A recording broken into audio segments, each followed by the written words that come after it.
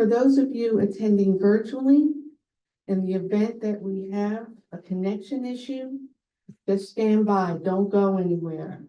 We actually have designated staff who are monitoring the Zoom platform, and they will work quickly to get you reconnected. So again, just stay where you are.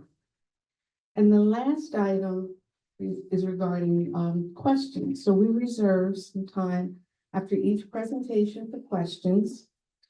For those of you in the office, in your welcome bag, there is actually a pen and paper. If you're anything like me, you may have a thought or question at the beginning of the presentation, and it's long forgotten by the end. So please feel free to jot down your questions if needed.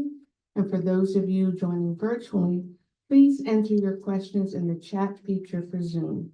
Now, we'll try to get to all questions, but if we are unable to due to time constraints, we will follow up with you, we promise, after the programs.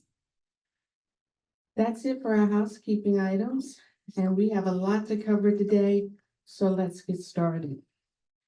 Our first speaker today, who will present opening remarks, is our wonderful chairman of the Senior Living Foundation of the American Foreign Service, the Honorable Marc Grossman.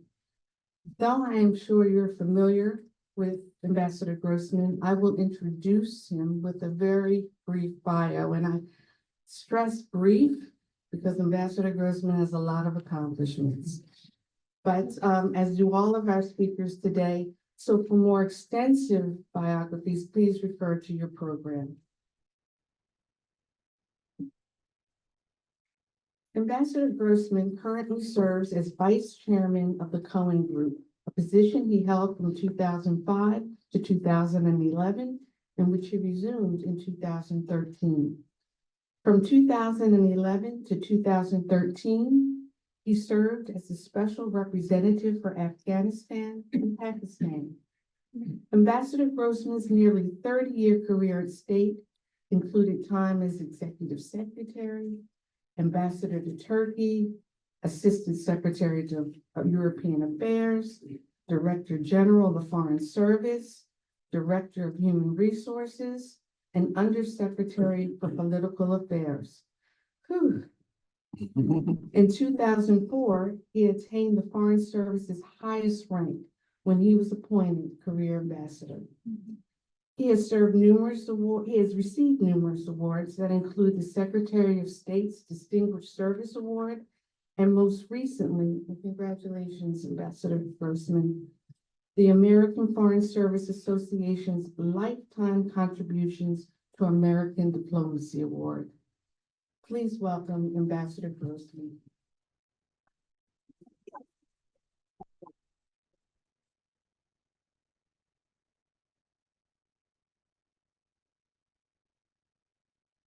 There you go. Thank you very much for that very kind introduction. Luckily, I'm speaking to a group of people who recognize a lot of those titles, both here and people who are virtually. I gave a talk a few months ago outside of Washington, D.C., and Adrian, someone like you was kind enough to make an introduction like that.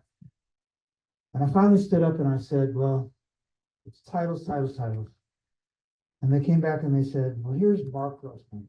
What an extinguished career. And I thought to myself, well, that's kind of part of being retired as well. So we thank you very much. But luckily, I say this is an audience that will well understand.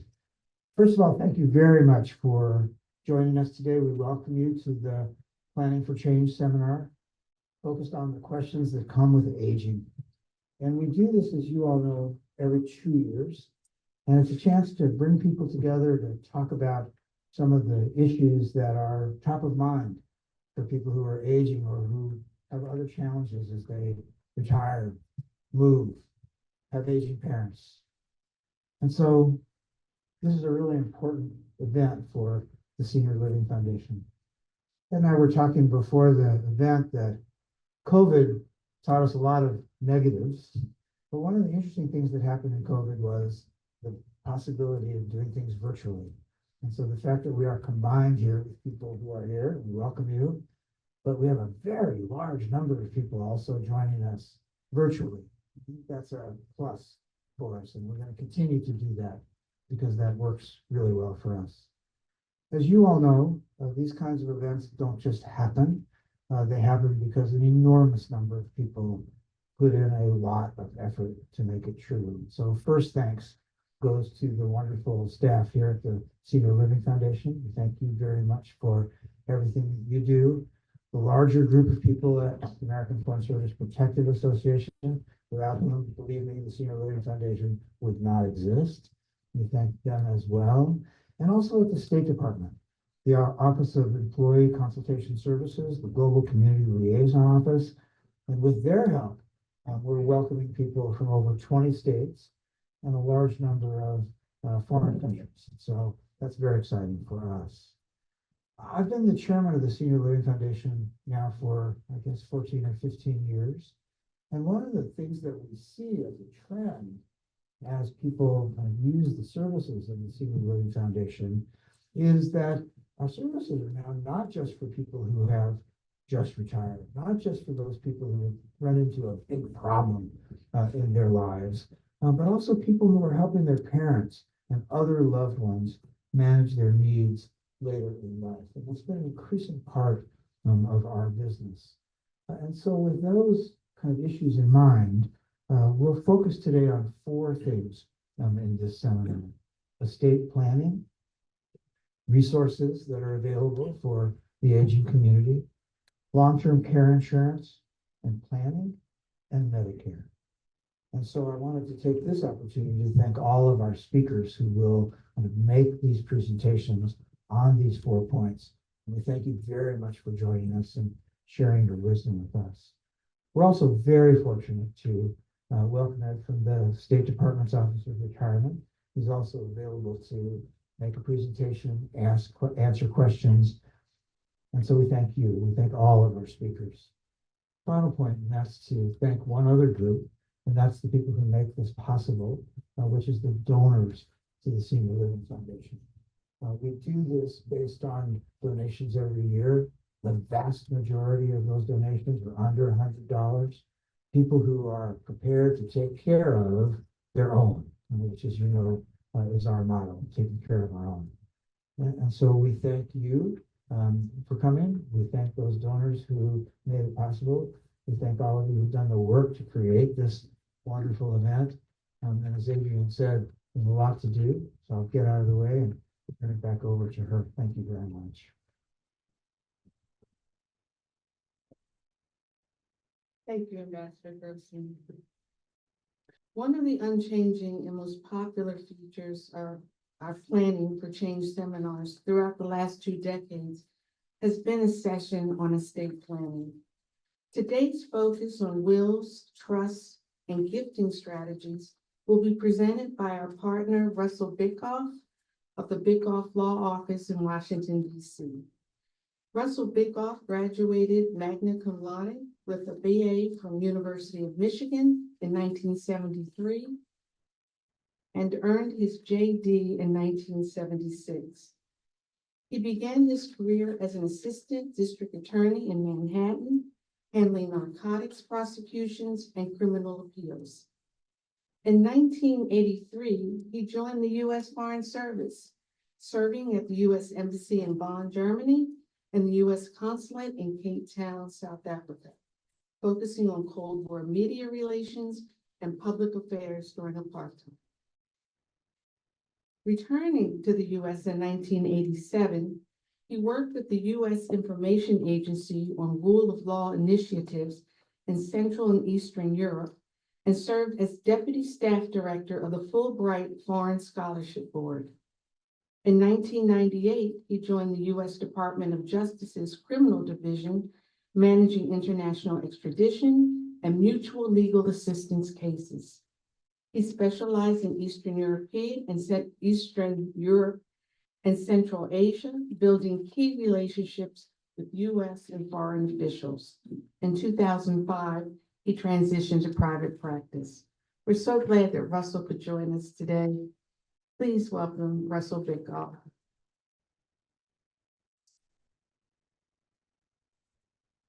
I recognize the person you were talking about. Sitting in the audience, sounded very familiar. So, yeah, it's certainly been a checkered career, as I tell people, and not a model for any young person coming out of college or law school. But I am pleased to be here today and pleased to speak to the remote audience as well. I've certainly been in your shoes many, many times the last 4 years during our change in things due to COVID.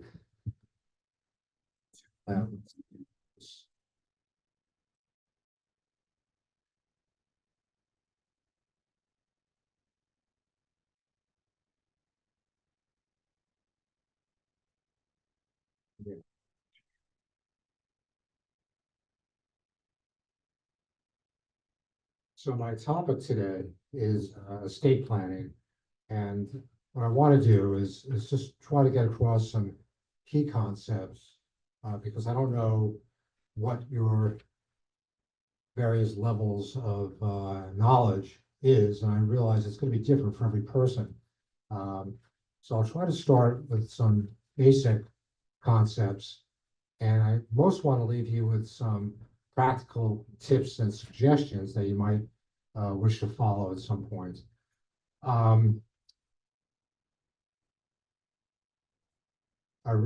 I see that we have about 45 minutes, so I'll try to keep my presentation to about half of that and then save time for questions and answers. I'm going to start before I go to the PowerPoint. Well, first of all, thank you very much to Kyle and Adrian for bringing me here today, and also to Brian and Brandon for their support. So basic terminology. Probate. I'm going to read this from a legal course I took a few years ago.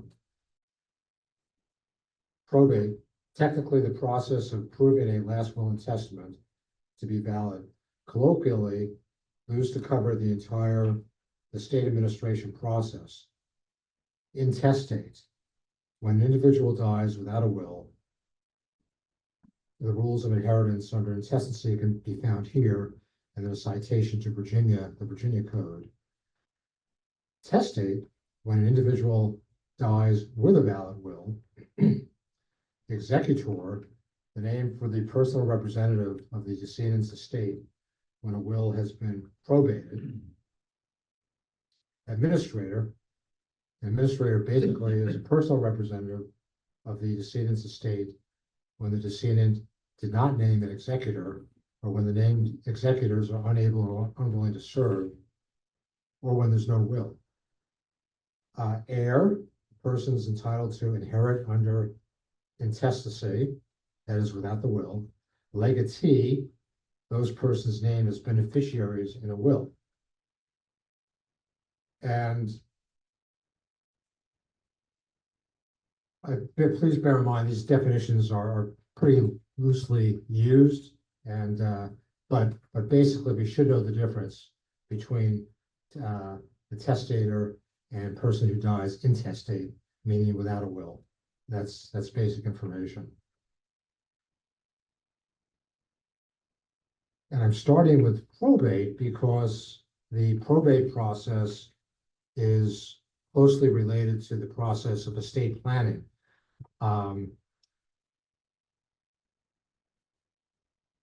If you have a lawyer draft a will, someday that will is going to be used.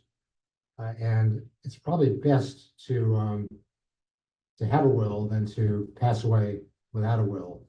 And before I go to the PowerPoint, let me just begin with a story from my practice. I haven't done very much probate in the District of Columbia, but I had a case in 2018, so this is before COVID. A woman in her 50s had suffered from cancer, and she passed away.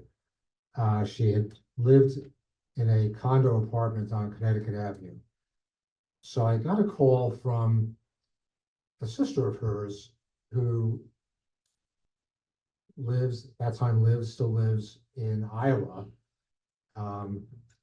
And the young woman's, the deceased woman's mom lived in Illinois along with another sister.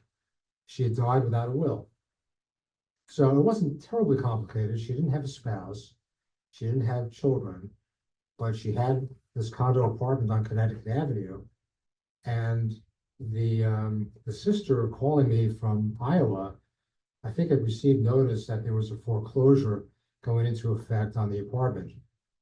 What had happened was, after the woman's death, nobody in the family had paid the mortgage.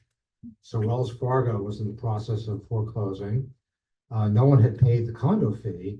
So the condo board and the administration in her building were pretty upset. I think they ultimately put a lien on the apartment. And then the District of Columbia tax authorities had not been paid for their real estate tax. So there's a lot of pressure on the family, and it wasn't easy for them. We resolved the issue. It was fortunately, because the estate was small, we were able to do a small unsupervised probate in the DC probate courts. I had a friend of mine, also in legal practice, come in and cover for me when I was about to go away on travel, a vacation, and Wells Fargo was knocking on the door with a foreclosure. So he got them to back off.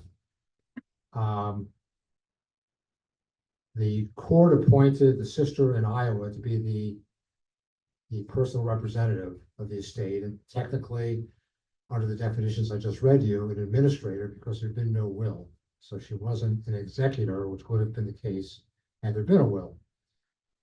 So we walked her through the process. We placed ads in local newspapers to notify possible creditors, which is a requirement under DC probate, I believe, and certainly Virginia's as well. I practice in both jurisdictions. Unfortunately, I do not practice in Maryland, so any Maryland questions that come to me today, I will probably beg off or just advise you to, I'll try to give you an answer from DC or Virginia. We placed ads in the newspaper. We sent notices to the creditors whom we knew about, mainly the bank that held the mortgage. We had the mother execute a waiver because she stood first in line to be the personal representative, the person appointed by the court as administrator. But she was an older woman. She was living with her daughter or in a home, and she couldn't be expected to handle the paperwork in this case. So the court then appointed the sister of the deceased, the one who contacted me from Iowa. So at the end of the day, we were able to get, it's mostly a matter of logistics. We brought in a real estate broker from a big company who was doing this as a favor to me and to the other lawyer in the case, because for him, this is a very small apartment, low value apartment, even though it's a nice location on Connecticut Avenue. So he brought in a crew, the family, the sisters came into town, into DC. I met them. They selected a few keepsakes to ship home to the Midwest. And then the crew came in and cleared out the rest. They donated the furniture, donated the clothing, cleared the place out. They had to bring in crews to make some relatively minor repairs, but also do a paint job to prepare the apartment for sale. And they sold the apartment. And that was the net proceeds of the sale were the assets that the decedent, the woman who had died, was able to pass on to her mom and to her sisters. There really wasn't much else. She had spent down her savings and checking account for her illness, and the apartment aside, there virtually were no other assets.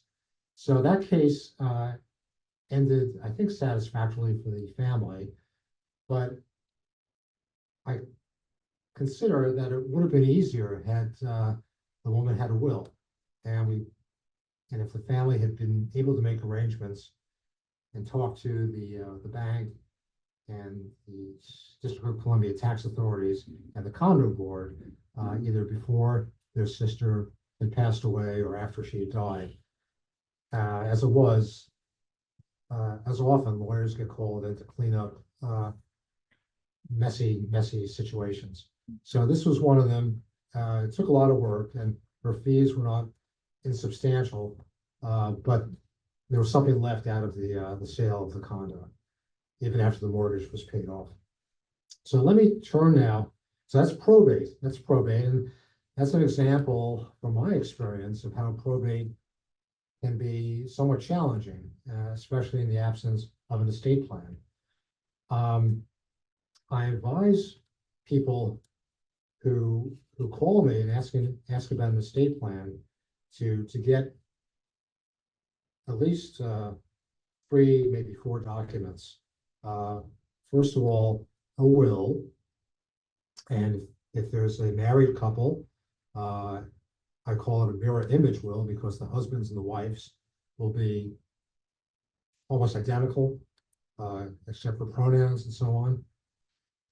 There's a financial power of attorney that is durable, meaning that the power of attorney is still in effect if the person is unable to handle his or her financial affairs due to illness or some kind of mental incapacity. So it's durable. That means that the power of attorney agent, who's usually the spouse, and again, this is mirror image because each of them has a similar document, and the respective, the other spouse is the agent or the one with the power of attorney. That spouse is able to access the assets, the bank accounts, and savings accounts, and so on, to support the person who is ill, who can't care for himself or herself. The third important document is the healthcare proxy, which we call it in Virginia. It's actually called the Advanced Directive in Virginia, the Advanced Health Directive. And in DC, it's 2 documents. There's a living will and a healthcare power of attorney. And these are important because they give to your agents the ability to make healthcare decisions for you when you're unable to make them yourself. If you're in the hospital, you're sick, weak, or you're just mentally not there to make these important decisions, including end-of-life decisions about what kind of care you wish to have provided, and importantly, which kind of care you don't want to have. Often the hospitals are obligated by law and their own practices to take what many of us would consider extreme measures that are not particularly comfortable for a patient at the end of life. And you can decide in advance in your healthcare directives that you don't want these to be employed on you at the end stage. And finally, recently I've been doing the HIPAA release. It's a simple 1-page form, and I think it makes things easier for the family. It allows, it gives a waiver to the medical profession, the nurses, the hospital staff, so that they can share your health information with your family. In the absence of that, it may be a hassle to get information from the caregivers in the hospital or facility about you if you're the patient. So you want to make sure that your family has access to this information, and it is a simple form. So I want to add to this first slide that even if you have a will, important life events will change or may create a need to get a new will or a new estate plan with all these other documents that I've mentioned as well. If you get a divorce and you want to take your spouse off the will and you don't want your ex-spouse to be your agent for healthcare decisions, that could be a very risky decision to make. It goes both ways. If you change your state of residence, if you're retired, you're no longer living in the DMV area, and you move out of state somewhere far away, you want to see a lawyer there in your new state and have talk about an estate plan and have everything redone. It's not terribly time consuming, and it should not be very expensive. So let's move on to the next slide if we can, please. Okay, key concepts. You want to control the, not deposition, but it's disposition of your assets after death. So I'll read the others. Appoint friends and family who will execute your wishes. And it's not ideal to have a court do this for you.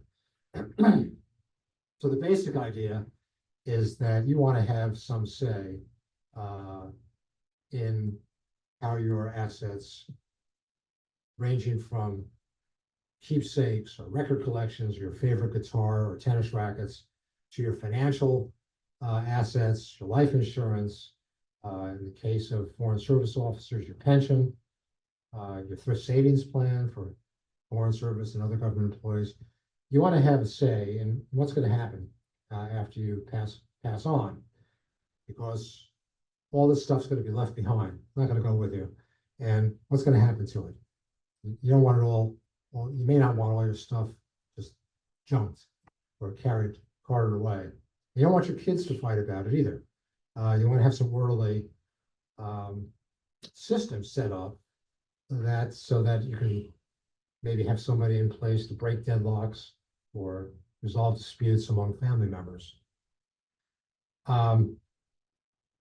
So if you have a will, you can do this. And if you don't have a will, the court is going to be the one to appoint the administrator. And then the statute in your state, whether it's DC or Virginia or Maryland or any other state, is going to determine the order of distribution of your estate. It'll go to your parents. It'll go to your spouse first, I think, in most places. If there's no spouse, the picture goes to your parents. If they're already deceased, it'll go to your children. If there are no children, then there are lists of siblings, other in-laws. So, but if you do it in your will, you have control and you can override and basically ignore what's in the statutory provisions.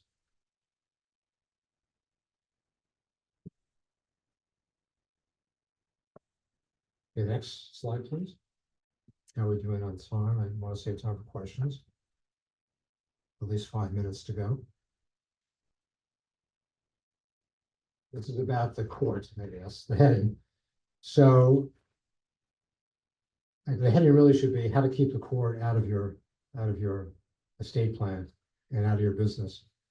I advise clients that the modern approach to estate planning is to minimize the amount of the assets, the quantity and the nature of the assets that are in your probate estate. So you can do this, keep things out of your probate estate, reduce the size of the probate estate, and if it's really small, you don't even have to go to probate. If it's under $40,000 in DC and under $50,000 in Virginia, you can do an abbreviated probate, which basically means just filing an affidavit with the court. You don't even have to file, you may or may not have to file the will. But if the estate's small enough, probate is just not going to be that significant. Doesn't mean you don't have any property. It just means you've taken all the assets you've accumulated in your long careers out of the probate estate, you put them elsewhere. And how do you do this? And why? Well, first of all, why do you do this? We do this because it makes the transfers to your heirs and your designees much easier. It happens almost automatically. It happens, as we lawyers say, according to law. So by that, I mean, if I pass away, I can have a son take my death certificate and a transfer on death or payable on death form that I filled out with my bank, go to the bank, say, Dad's gone. I'm the designated beneficiary of my brothers on the payable on death. Let's retitle Dad's savings account and make it out, create 3 accounts to me and the other 2 brothers. So that should be the end of it. There's no need for a court order, except it would help to have a court order appointing my son, in this case, a personal representative, so the bank knows who they're dealing with. So what we use then are designation of beneficiary forms, and you're familiar with these. You have them in your thrift savings plan, you have them for your federal pension and your life insurance through the State Department. You've all seen them before, and it's asking you to put down the names of the people you want the proceeds to go to after your death. So we use those forms, and please be sure you've used those forms. You need to have them on file with your personnel office, and you also need to keep copies in your own personal records at home. With investment accounts, if you're with Vanguard or Fidelity or Charles Schwab or any company like that, you also want to use their transfer on death forms for those accounts. For your bank accounts, savings and checking accounts, you want to use payable on death forms. And you get these at the bank. Probably when you opened your account, if you didn't fill them out then, fill them out now, and make sure they're consistent with your wishes on what's going to happen to the proceeds of these accounts after you've passed away. You can also use, and I think for most of us, at least those who are married, we probably use a lot of joint ownership, the joint ownership and the title of the account. So that automatically, without the need for the POD or TOD or the beneficiary forms, the fact that it's jointly titled means that if one spouse passes away, the other spouse is left on the account, and the title now is rewritten into his or her name only. And that's an easy step for the bank to carry out. Incidentally, you can also do this for your automobiles. Just retitle them if they're in a joint account and somebody passes away. And importantly, we can do this for our homes. Virginia and the district, and at this point, probably every other state has taken advantage of a change in the law that probably goes back now about 10 years to allow for transfer on death, TOD deeds for your house. It's a simple one-page form, maybe 2 pages. A lawyer can fill it out. You can fill it out yourself, but you have to make sure you don't make any mistakes with the legal description of the house. You file it with your recorder of deeds, whether it's downtown by the waterfront in the district or out at the Fairfax Circuit Court in Fairfax City, in those 2 jurisdictions. And this means that if my wife and I are both joint owners of our house, but we both go in some kind of terrible accident, the transfer on death deed provides that the house passes outside our estate, so it's not covered by the will, except as a backup. And the boys get a joint ownership of the house according to this deed that's on file with at the courthouse in Fairfax City. So the important point is that titling and the titling of the ownership and the use of beneficiary forms, designation of beneficiary forms is very important to keeping assets out of your probate estate. And the final slide, I think, and I'm going to bring this to a close in a minute. 2 final slides.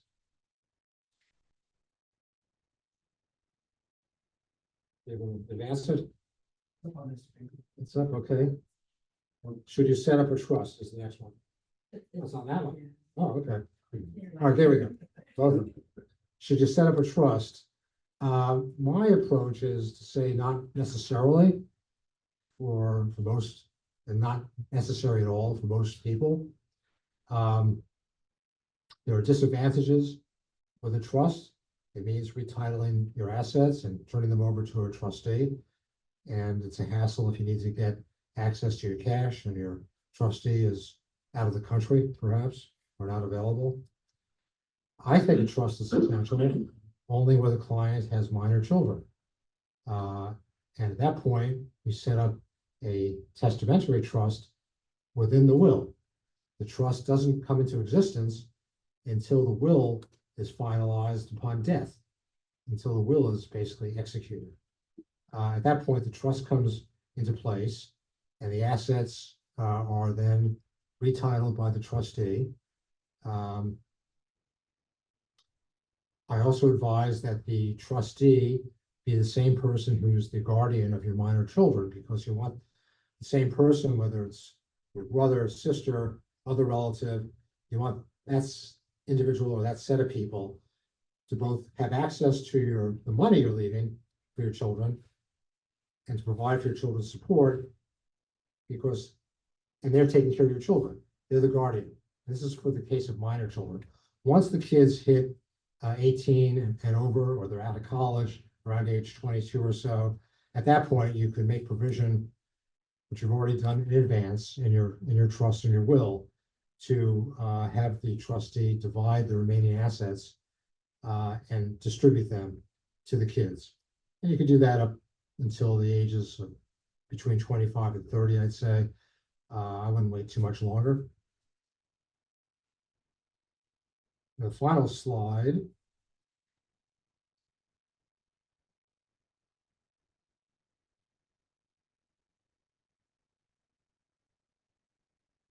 Okay, we already spoke about that.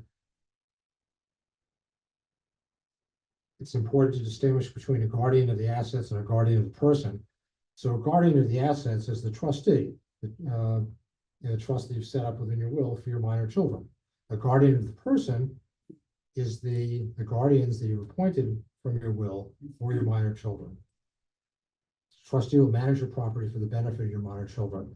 That's pretty clear. It's also a fiduciary duty of the trustee. Trustees and all the agents I've been talking about are fiduciaries, so they have legal obligations, and they can be held accountable in court if they breach those obligations and some relative or child with an adult calls them to account on that through a lawsuit. So that's about it. We have some time for questions, I think about 15 minutes. And I can return to this with a few words on estate taxes and fees if we have time, if there aren't some more questions. But let me stop here for questions. I can come back to this additional material that I provided. Thanks for your attention. The first question that we have gotten virtually is from the audience, and they have said, what about people who do not have children? She used the term solo agers. Don't solo agers need revocable trust to plan for possible incapacity? They've also asked, what modifications or protections do they need to put in limited durable power of attorneys? Lots of questions about if they don't have family, what do they need to do? The first question is about revocable trusts, especially for people with a special focus on people who do not have children. As I said, a trust involves appointing a trustee and retitling all your assets, including your financial assets.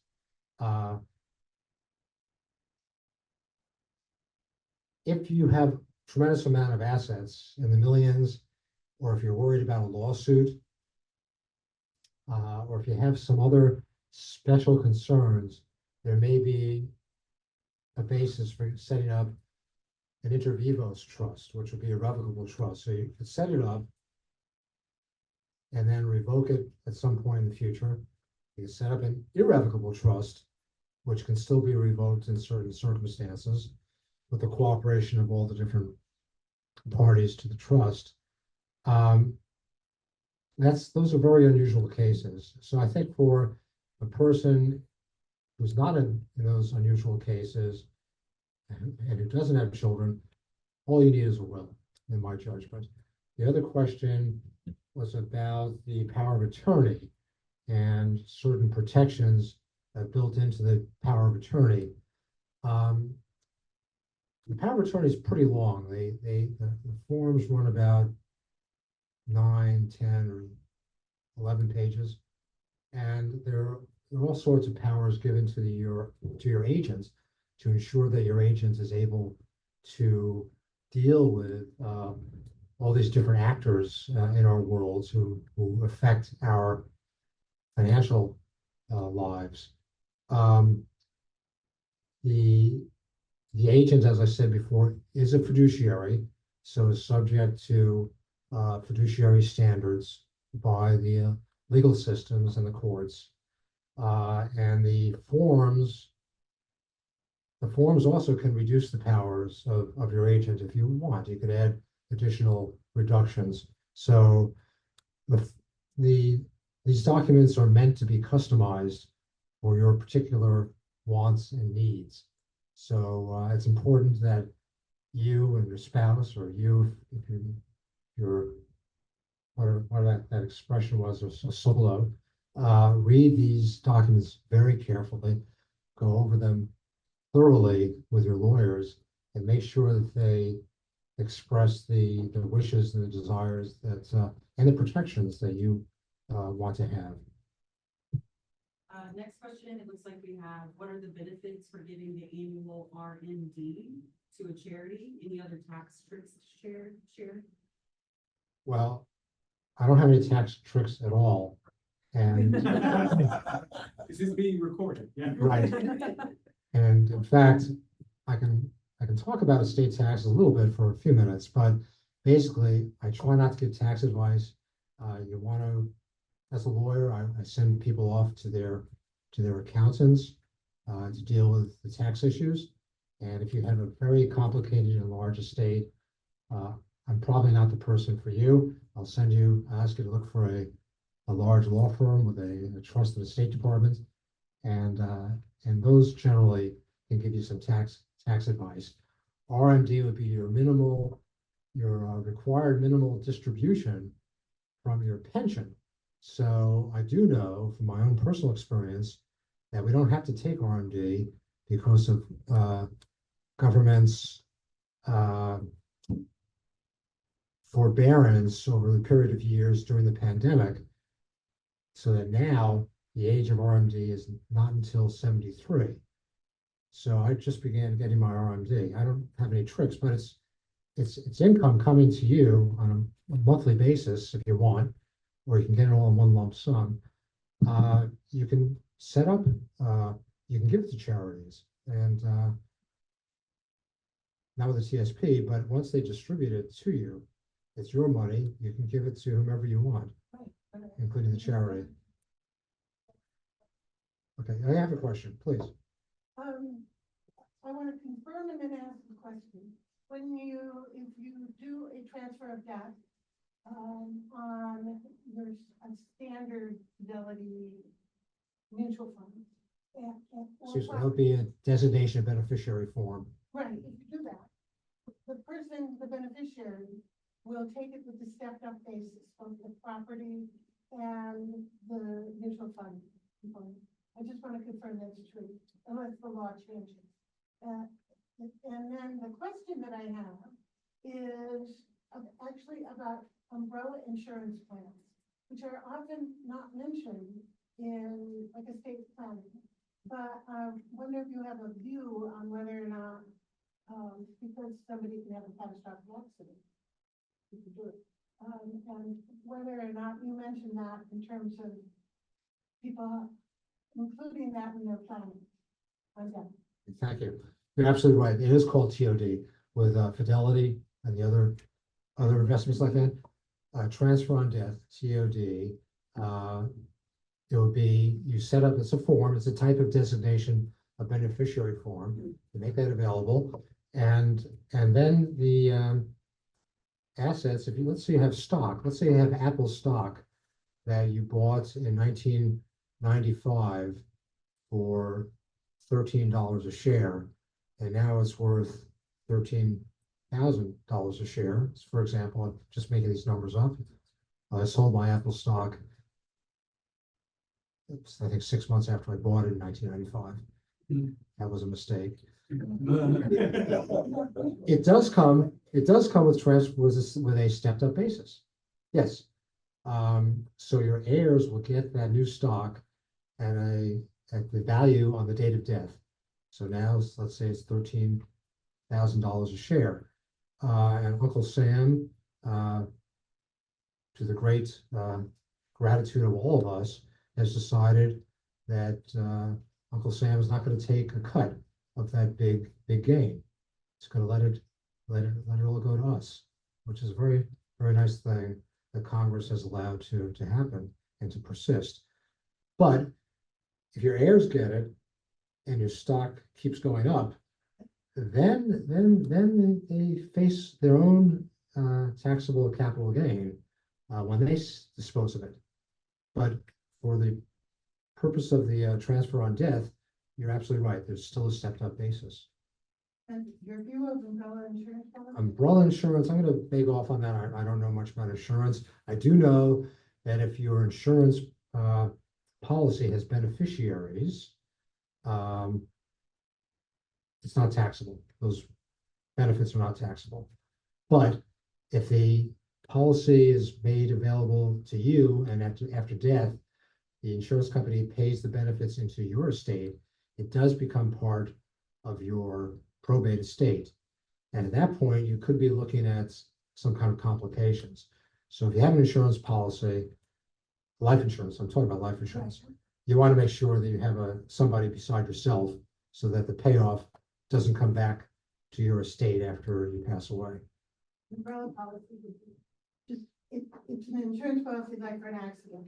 You have a heart attack while you're driving and you smash into. I have an umbrella policy. I have an umbrella, right? And Okay. you Yeah. smash into a cafe. Yeah. And you kill 9 people, and you get sued for $30 million, which would wipe out everything that your sons would get on your death.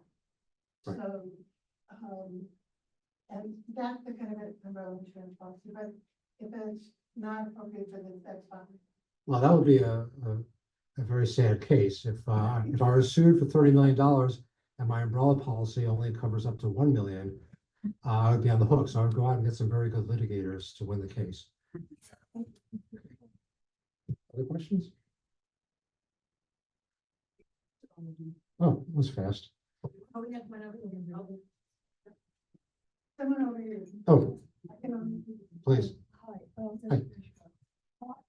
When you say, you don't need a trust, many years ago, when I retired, I was told by a fairly good size and known law firm, that because I had property in DC, stayed here, and I have property in another state where I was, care of my parents, that I should have a trust.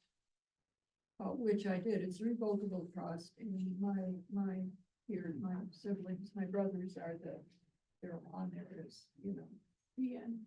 But the end beneficiary is exactly the same. So when you're saying not at all, I'm curious about that. Okay, so the question is, why am I negative on revocable trust? Because this questioner had property out of state in the district and one other state, and a law firm advised her years ago to set up a revocable trust for those properties. I gather. Yeah. So I did, and I transferred everything to the trust, all that kind of stuff, so. Okay.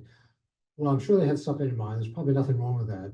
Out-of-state property does involve complications at death because the courts in Maryland or Virginia or the district, and all three of them, can't deal with any property that you may have in Pennsylvania or Florida or North Carolina. That has to be dealt with by the state in which the property is located. Yeah, but if the trust is here and I'm here, would the other states have to come and deal with DC, or would, I think what happens generally is the probate occurs in the jurisdiction where you pass away. And then those documents are provided to the county court, let's say South Carolina. If you have property there, you go to the county where that property is located, and then you arrange the disposition, or your lawyers there arrange the disposition for that property that you want. Has to be retitled, because if you're deceased, the property is gonna have a new owner, somebody who you select, I assume. Yeah, I assume that it was all just going to be in the trust and that the executor could do whatever I had in the will. Because they could control the trust right away, apparently. That's what was my understanding. Yes, okay, well, okay, as I say, everybody's situation is different, and I'm sure it was entirely appropriate, what you have done for your situation. And I wouldn't presume to second guess anything that your lawyers advised you to do, or that you did, I gather sometime in the past. But normally, if a trustee will have the power to sell the property, and then the proceeds will go to the trust. They'll have to be distributed when the trust is extinguished. Someone has asked, is it okay to name one's estate or one's RL trust as beneficiary for POD accounts? How to decide who pays estate fees, disposition of remains, legal debts? Should executor of will pay or successor trustee of RL trust? RL trust, I'm not sure. a revocable living trust. Position of remains, that's an easy one. Put that in your will, or put that in a paper that's accessible to the survivors after you pass away. And the other questions I'm not really sure I want to tackle, because there are a host of them, but I did want to say, as I finish up, that there's one more important item I'd like to just mention. And that is the letter of instruction, which everybody should have. What is a letter of instruction? Let me read from this briefly from this. It's not a formal legal document, but simply a list of instructions for people to follow when you're sick. Right? A letter of instruction will save the executor a lot of trouble and save an accountant and attorney's fees in administering the estate, leaving more money for your loved ones. It includes, but it's not limited to, and there's a whole list of things that goes into the letter of instruction. So I'll just say that what I've done, and I really recommend this. I think it's good practice. I wrote out a letter of instruction, turned out to be about 5 or 6 pages.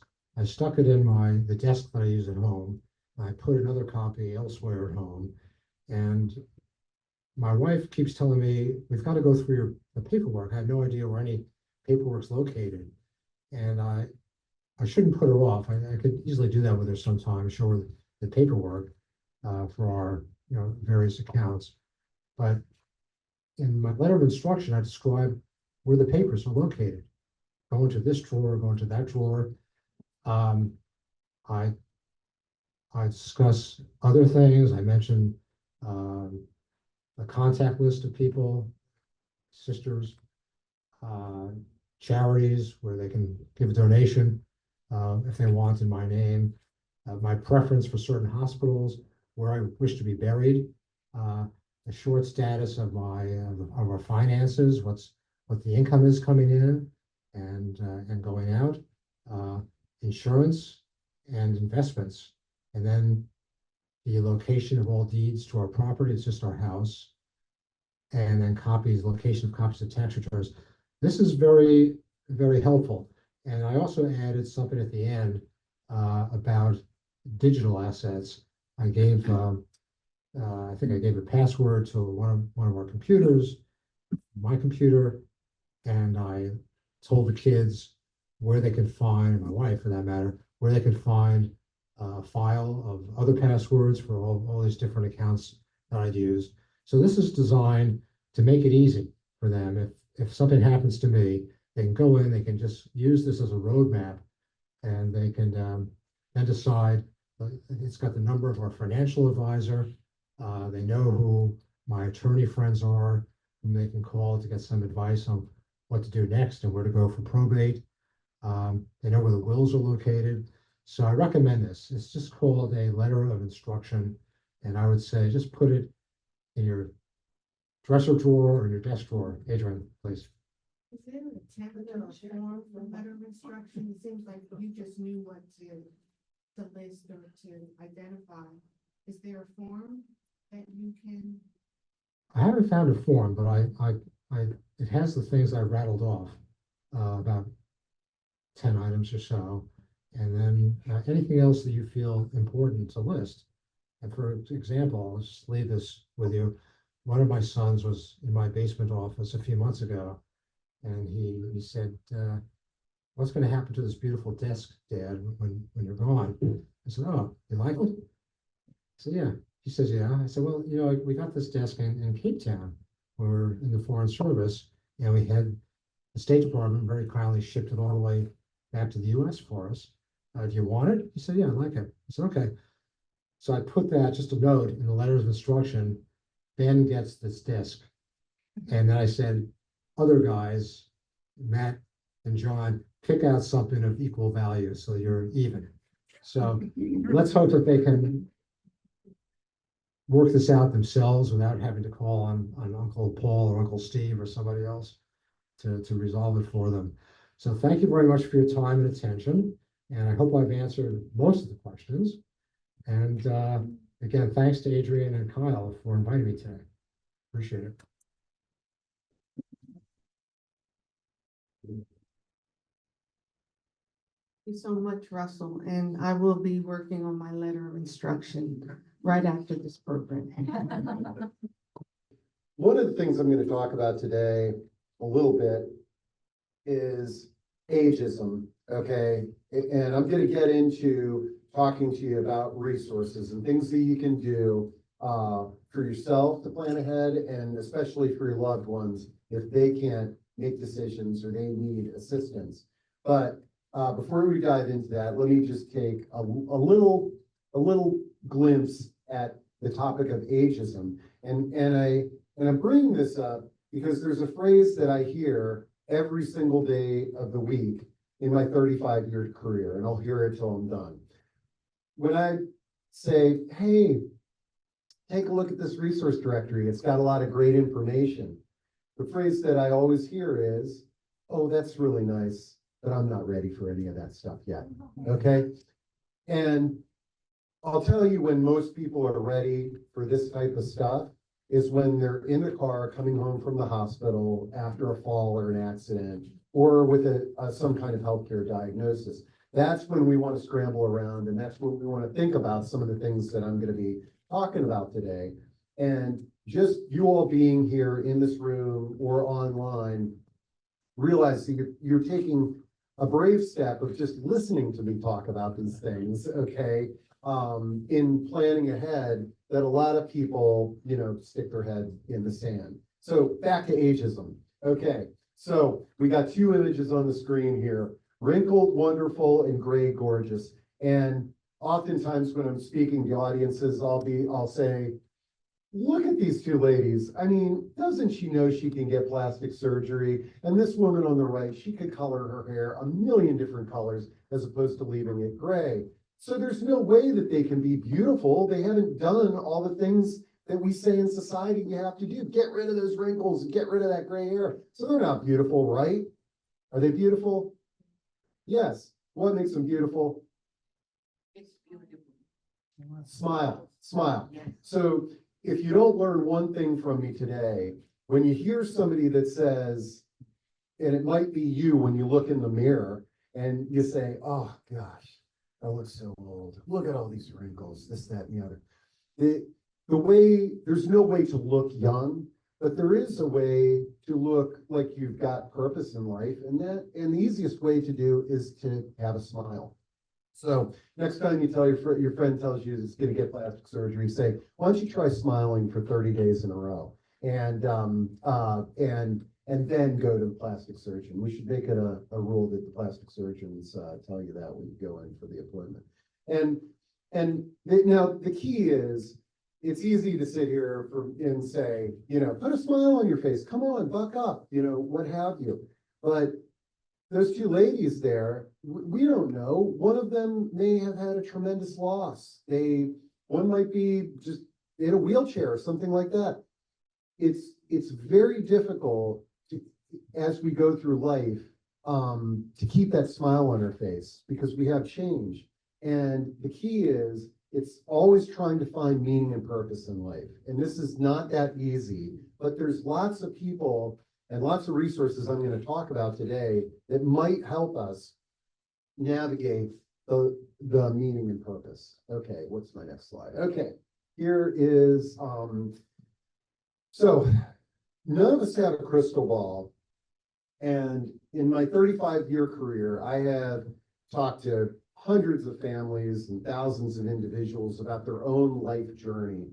And there's sort of three elements that I have found that we just need to be aware of and sort of say to ourselves, what if, okay? So the first thing on the screen up there is getting around, all right? Now, we're in the heart of Washington, DC, and I'm sure there's some of you that came here today that live in DC and you don't have your own personal automobile. I mean, quite honestly, urban environments are great places to grow old because, hey, if you lose the ability to drive, well, I never did drive, okay? I got a cab, Uber, rode my bike, you know, things like that.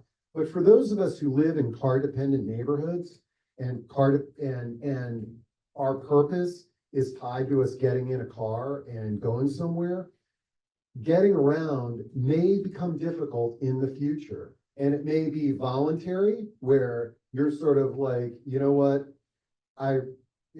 it's really hard for me to drive at night, so I'm not going to drive at night anymore. Or it could be involuntary where our children are saying, Dad, you need to give me the keys to that car. You know, I'm worried about you. Now, if you're in a car dependent community and you can't or won't drive anymore, all of a sudden, if you don't have a game plan, your life can become a little bit more lonely and isolating and have less purpose. So that can impact our future. The next bullet point is health and mobility. Again, none of us have a crystal ball, but we can probably look out at our friends and family and realize that, you know, Uncle Joe, you know, had a stroke and he was in a wheelchair and he couldn't get around that much that well anymore. Now, Uncle Joe did not want to be in that wheelchair, I guarantee you. He didn't want to have a stroke. He didn't want to have his mobility impacted. And even if you plan someday, what would happen if I was in a wheelchair? It's still going to be somewhat of a crisis situation. But it's important for us to think about these things. Look at our living environments and say, okay, if I had a mobility problem sometime in the future, am I going to be able to navigate this home and live here with purpose and dignity? And now might be the time to make some changes instead of when you're in the car coming home from the hospital. And then the last one, which to me is probably the saddest, because I've seen so many people impacted by dementia and cognitive changes that, and what it does to families and individuals. But like I said, none of us have a crystal ball. And I was speaking to somebody at the break, you know, we're living much healthier now. We're eating right. Most of us are not smoking as much. We're exercising, and longevity has gone up in the last few decades significantly. But what's also gone up is you probably heard about more people having dementia. You know, their bodies are healthy, but their minds are not as healthy as they once were. And so thinking about that. Now, I'm going to get to resources, but I wanted to sort of first off present to you all this topic of ageism and positive aging and thinking about the future, and then looking into a crystal ball and saying, what would happen if these three elements changed in my life? And it's important for us to just think about this, okay? Hopefully it never happens to anybody who's listening to this or in this room. But if we don't think about it and also have conversations with our network, our loved ones, about what our wishes are, it'll make it a lot more challenging in the future. And, okay, I'm gonna get back to some other topics. Okay, so here's what I'm gonna give you all an overview of today, and then I'm hoping that we'll be able to answer questions. I look at the world in three buckets when it comes to resources for quote unquote aging. Remember, we're all aging, okay? But we've got aging in place, we've got making a move, and then we've got resources to support you. And I'm gonna quickly go through these three buckets and give you a glimpse of some of the resources that are out there and maybe give you some ideas on how you might think about this for yourself or your loved ones. So the first is aging in place. And I always start with aging in place because AARP has been doing a survey since the beginning of time where they basically, their members have said, I want to stay here as long as possible in my house, whatever that house is. And that's what we generally refer to as aging in place. Growing old right where we live right now. Now, what I have found is that, and you see, I created this little three-legged stool. I'll tell you when I created this stool. I'm 59 right now. When I was 43, I moved in and I lived in 5 different retirement communities. It was sort of like a social experiment. And what my goal in doing that was to show people that these, or to explore if these can be home to people, not older people or people with disabilities. And to skip to the punchline, these were some of the coolest neighborhoods that I have ever spent time in. The downside, the only downside of these neighborhoods is that they're age segregated, okay? That senior living communities, which I'm gonna get into, and nobody is really excited about moving to Shady Acres, okay? But they are the last legally segregated housing in our society. You can't build a housing community and segregate any other way, but you can build a housing community and say young people can't live here. And that in general is the reason why people are resistant to them. And it is because right now we all live in neighborhoods where black, white, married, straight, gay, divorced, you know, we all live together. And now you say to mom, I think you should go check this place out. And she's like, I don't want to live with a bunch of old people. And then what does the daughter say? But mom, you're old, okay? Mom knows she's old, but she lives on a street where there's no segregation. That's why, okay? Anyways, so when I lived in these 5 communities, one of the things that I discovered is the reason that these people moved to these communities because one or all 3 of the legs of the stool were a little bit weak.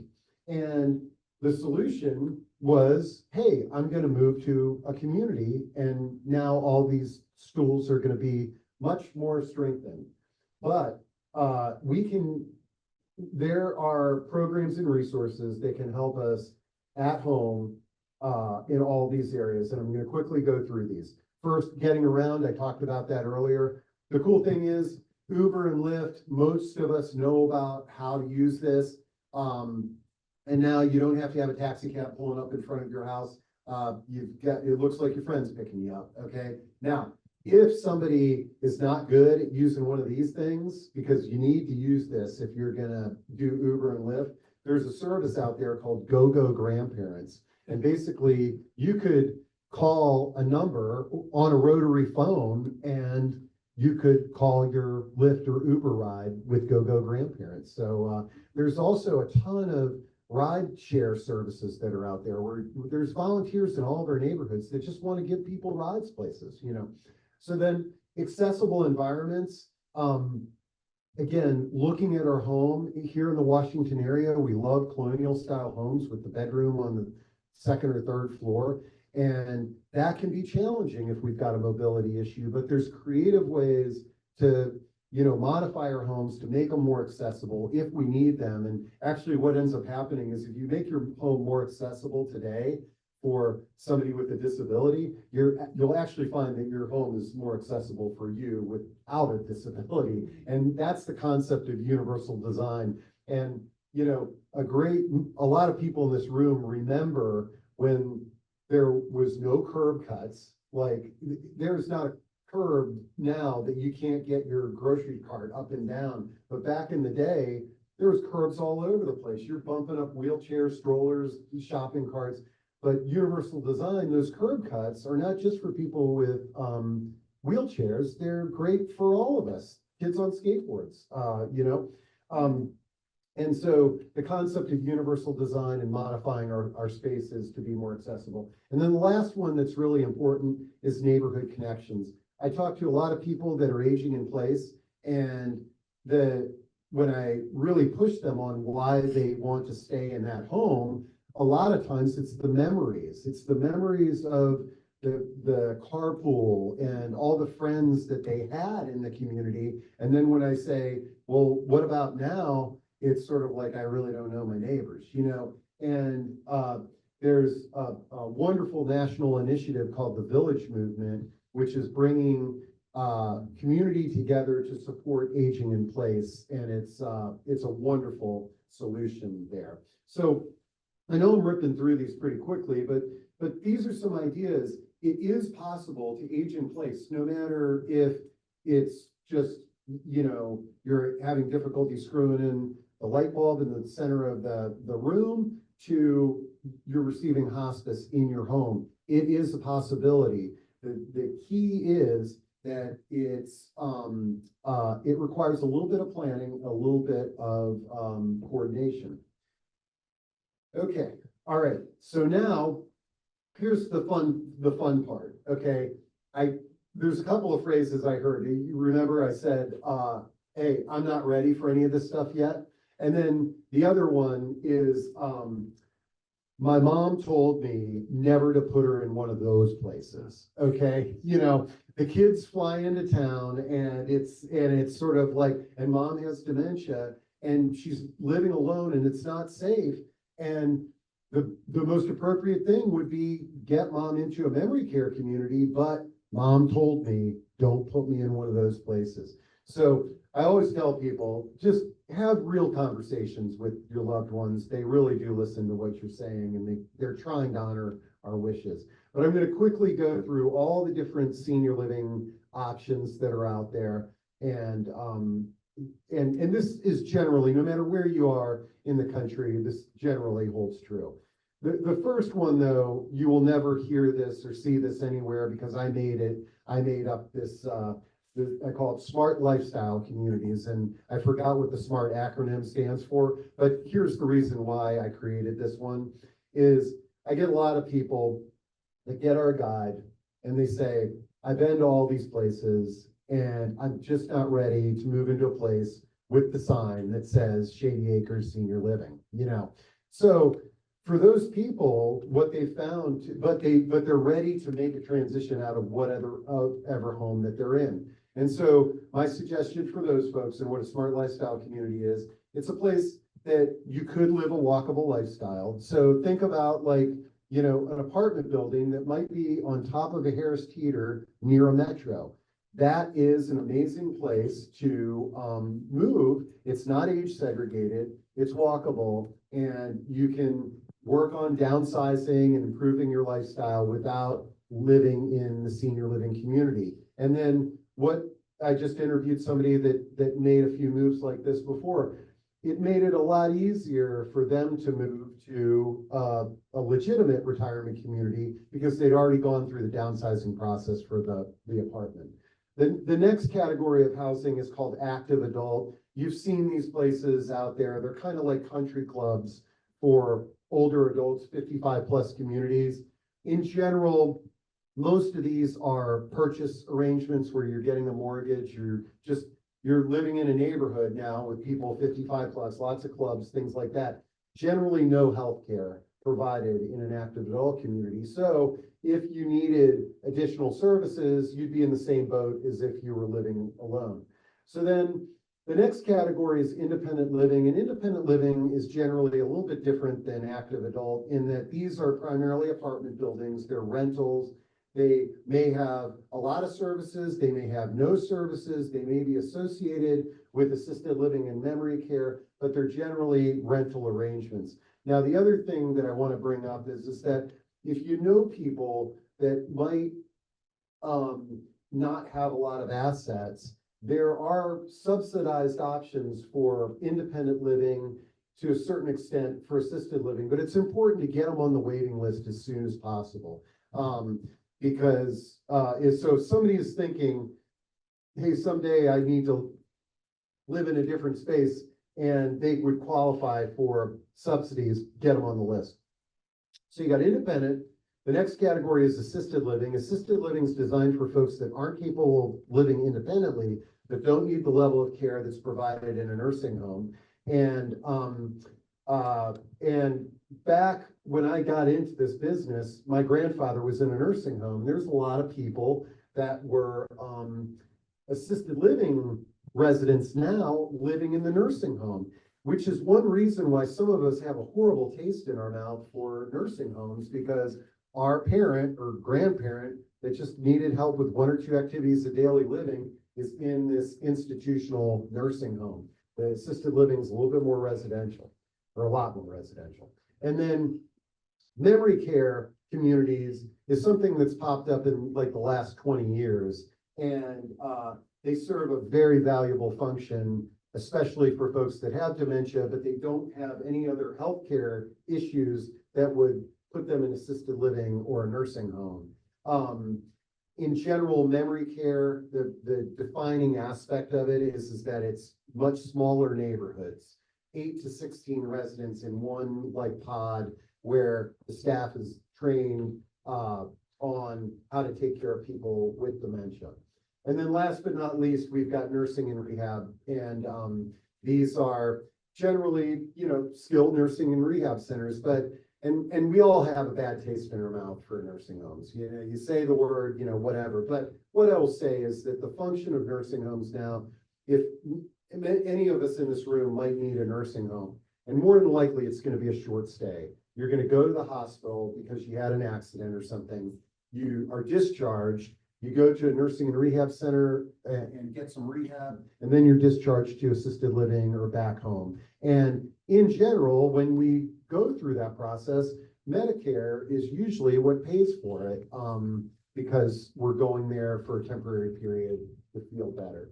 Now, last but not least, there's a category of care called life plan or continuing care retirement communities. Oh, sorry, I shouldn't move around.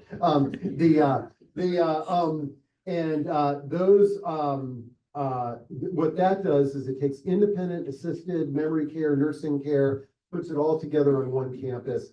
Concept is an individual will be able to live there for their entire life, it can be a wonderful option. Okay. Oh boy.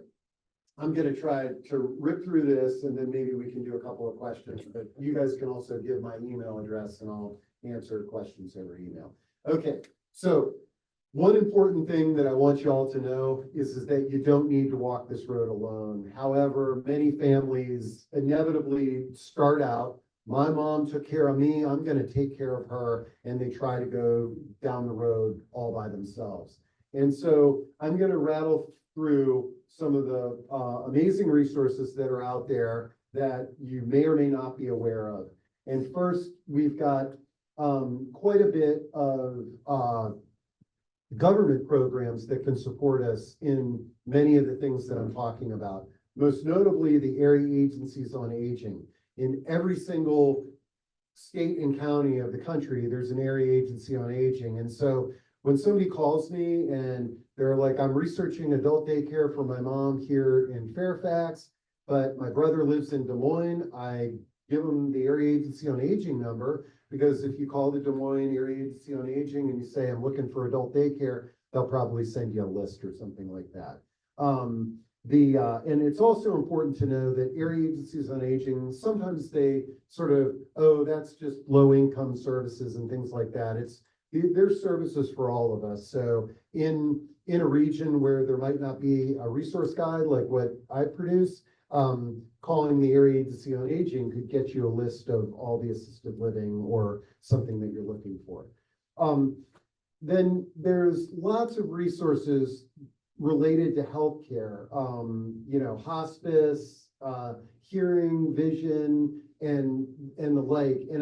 And while we're on that bullet, I want to talk about the power of support groups. Okay, like I talk to so many people that get a diagnosis. Like, for example, one community that I've seen recently that's amazing is Parkinson's and movement disorders. And I speak a lot of times at those support groups, and the amount of sharing resources amongst folks, and it's folks that are all going through the same thing you're going through, so it can be a great resource. So if you find in the future that, or if you have a loved one that has a disease or a disorder or something of that nature, tracking down the local organization that supports that, asking them if they have support groups, that can be amazing.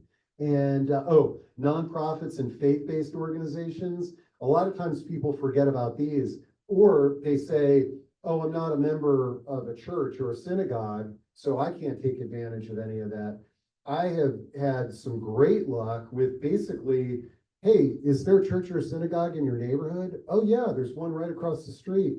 Well, just go over there and introduce yourself to the pastor. Tell them that your mom is having difficulty. And there a lot of faith-based organizations have people just waiting to help other people. That's what their calling is, and that can be great. Now, this morning we talked before me, we talked about estate planning and elder law.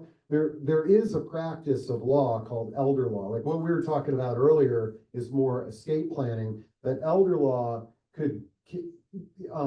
it's sort of an extension of estate planning that goes into a little more, can dive deeper into guardianships and things of that nature, and or just reviewing a retirement community contract. But we got elder law. There's a profession that you may have not heard of called daily money management. Think about somebody that has low vision or was in the hospital for a month. They come home and they got this pile of bills and it's just stressful and they can't go through them. Daily money managers are awesome. They are basically like bookkeepers, but most daily money managers that I know, they'll meet with their client on a weekly basis to go through the bills and do things like that. And then they'll take them to a doctor's appointment, get their hair done, go have lunch. Like it goes a little bit beyond just daily money management. Let's see. Okay, and then my last bullet, two professions that are really important: aging life care managers and patient advocates. I want you to think of these people as like quarterbacks or wedding planners to get you through this aging process. Okay, so when you go to the hospital, it's a foreign language to all of us. If you've got a patient advocate, they understand that you don't need to say yes to everybody with a white coat. It's sort of like, no, you've got choices, and here's some of your choices. So, okay, I'm running out of time, but I was very optimistic because I thought I was going to give you a touch on resources, and then I was going to talk to you about some trends. But I'm just going to quickly rip through these trends. One was actually introduced, and I want to make sure that I reiterate it in the first session, and that's solo aging. But I want you to think differently about solo aging, and it can help you with your estate planning. So, there's been a lot of talk about single cat ladies out there, lately. Okay, and I think sometimes when you say solo ager, that's your vision of this woman living by herself, never married, on Connecticut Avenue, and she's a solo ager. But I'm going to use myself as an example. I'm a solo ager. Now, you're sort of like, Steve, wait, you're married and you got 2 kids. Yeah, but I am 99% sure that me and my wife are not going to die on the same day at the same hour. One of us is going to outlive the other. And then I'm also 99% sure, at least right now, because my kids are 21 and 18, I don't want them doing anything with me on my care, okay? So I I need a solo aging plan. How am I gonna, things change. What is the plan of attack? And we have, you can go to our website, proaging.com. It's at the bottom of the magazine there. We have discussions every week. Solo aging is our #1 topic of discussion, and it is so empowering. It's not sad at all. It's really empowering. I talked about age segregation and ageism. I want to bring this one up because the previous speaker brought up a really interesting thing about the desk. He was talking about his son, said, "Oh, I want that desk." Okay, what to do with our stuff? Okay, we've all got stuff, and actually, what his story about the son wanting his look this topic up. I know it sounds morbid, but it's called Swedish death cleaning. Okay, and what Swedish death cleaning says is, hey, let's figure out where all of this junk, and that's most people who've given this stuff away will refer to the things that they thought they had value as junk or stuff. Let's figure out who wants it and where it's going to go while we're alive. And that's going to save a lot, our ancestors, our next generation, or the people that come behind us that are mourning our loss. It's going to save them a lot of grief and agony. And so there's people now that are having parties where they're literally inviting people and they're saying, go ahead and take it. And then they're doing like a photo wall where they're holding the vase and they're going and they're leaving. And they get this great feeling that, wow, somebody's not going to come after me and wonder where this is going to go. And then the #4, planning ahead, responding to a crisis. Okay, it's always going to be a crisis, but just listening to these talks today, coming to an event like this, you all don't realize how this is planning ahead much more than other people are doing. There's a lot of people that are just there. They are just hoping that somebody's going to take care of it. And it generally turns the family or whoever into a tumultuous situation. And the last thing that I'm going to bring up is affordability, because if you look through this book and you look at the senior living communities today, it's really easy to be like, holy cow, this stuff is expensive. And I wish I had the magic wand, to solve the affordability issue. The one thing I know is that if we're going to build affordable housing, that's going to take decades to begin with, and it's only going to house a certain amount of people. And the private developers are going to target the other end. This main group, the caught between the cracks group, the main solution that I want to give to folks is to begin building your own personal village. And for those that have had children, you realize that, if I look back when my kids were young, we didn't pay for a babysitter most of the time. We had neighbors, we had their friends, we had family that kind of chipped in and took care of our kids. And I want you to think about this chapter in our lives in a similar way, in that, if we can bring together a network that are committed to helping us live a purposeful life, there's less checks that we need to write. And it's not that we shouldn't be writing checks. There's lots of great resources that we can, but if I'm only writing checks 3 days out of the week as opposed to 7 days a week, that extends my money and, can make it go a little bit further. Okay, I think I'm there, and I did go up over the limit of my time, but you guys can reach out to me anytime. I love brainstorming one-on-one or, speaking to groups, and thank you.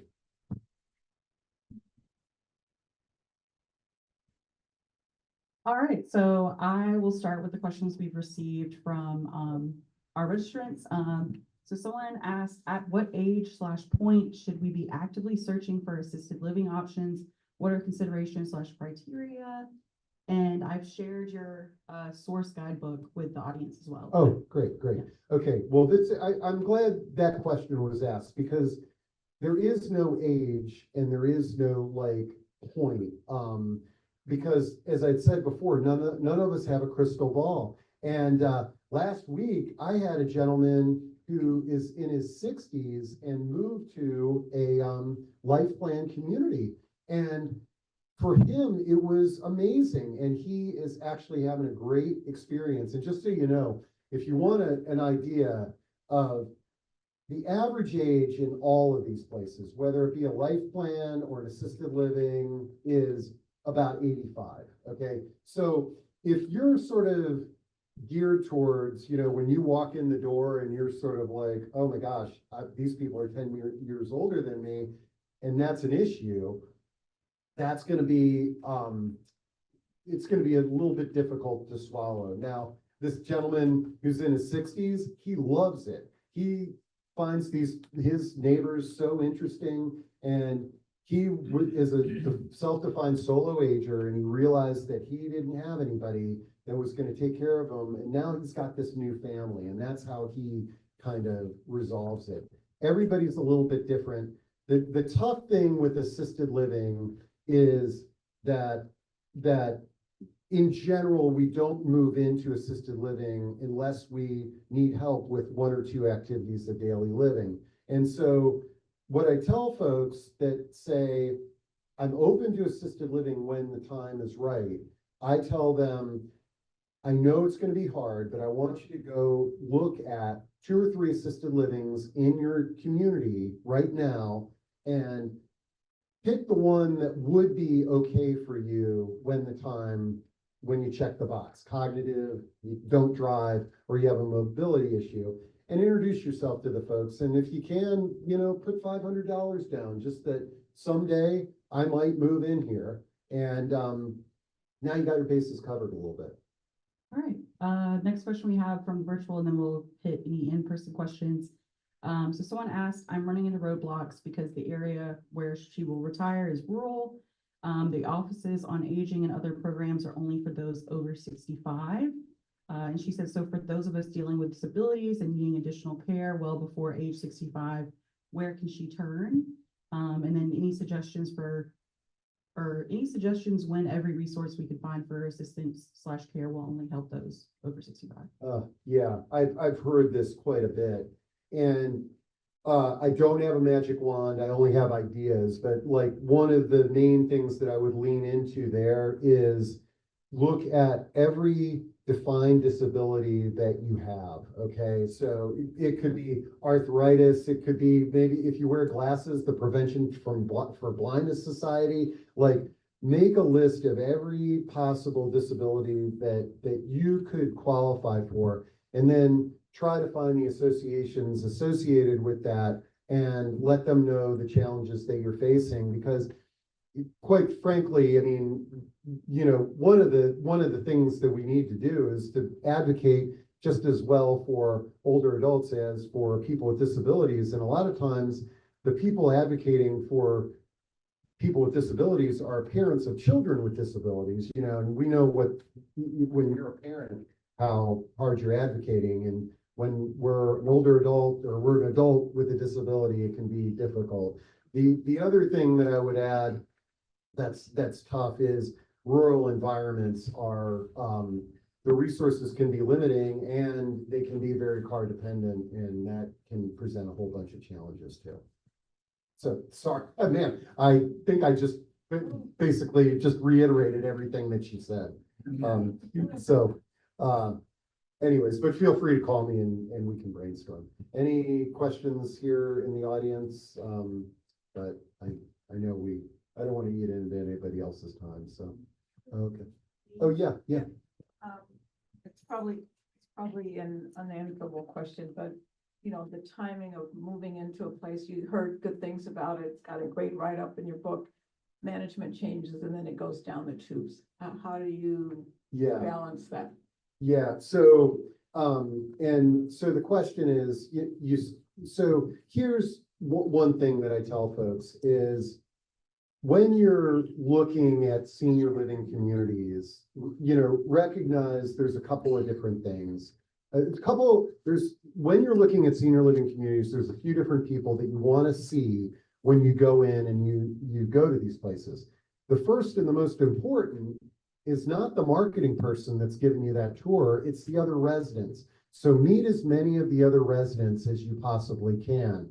And like when you're like, and what the audience member was alluding to is there's, there's investment companies in all these in a lot of these places, and they can change ownership, and, people are up in arms and things like that. Asking some of the residents, it's sort of, hey, has there been an ownership change? What do you think of the management? Now, the other person that I find to be a very important person to talk to is you talk to the residents, and you're basically trying to get away from the marketing director. I'm joking, but you have the marketing director help you make these connections.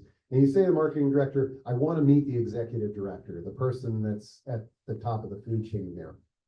And generally, the philosophies that they espouse go right down to the lowest employee, and that's a good person to talk to. Now, here's the thing. Let's say you pull the trigger and you move into Shady Acres and life is great, and then the executive director leaves, and all of a sudden you're noticing that this place isn't as good as it used to be. And then, or a management company changes. This is one of the things that I tell families and individuals is, like, think of it just like school. When we dropped our kids off at school, we join the PTA, we get to know their teachers. Like, when you move into these communities, get involved. Some of them have resident councils, which the concept is that's the government, and they're going to tell management what to do. There's no real insurance policy, but the more you get involved, the better. And so hopefully that gives you a couple ideas. So I just wanted to note that in terms of aging in place, sometimes it's the most affordable option. No, And, if whether you and you've got kids and a wife, or me, a solo person, I just pay a condo fee. exactly. And Goodwin House is $6,000 a month. Yeah. So 1,000 versus 6,000. Yeah. And And I'm glad you brought that up, because there are people that, like you said, it's like, hey, I would move into Goodwin Living. Well, I would move into Shady Acres, let's say, but right now I'm healthy and I'm doing fine here in my condo. And $1,000 a month. yeah, and you're saving. And that's where a couple of things is that looking at the condo and saying, okay, is this where is going to be my breaking point in the future? So if, like, let's say I'm going to stay, I've got a plan to stay here as long as I'm mobile and I have my cognitive ability. If those two boxes get checked, then I'm going to start looking at some other places, and you're bankrolling that $5,000 now, so that in the future, you might have the assets to afford an assisted living or something like that.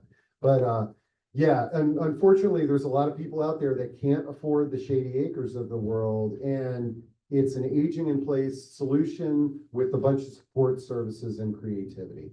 So, okay. I think we're okay. Well, thanks a lot, y'all. And feel free to reach out or. Thank you so much, Steve. And I love the idea of the downsizing party. I think I'm gonna borrow that. Next up, we are going to take a deeper dive into the evolution of long-term care insurance. A long-term care insurance is a relatively young insurance. The first generation policies were sold in the late 80s and only covered skilled nursing homes.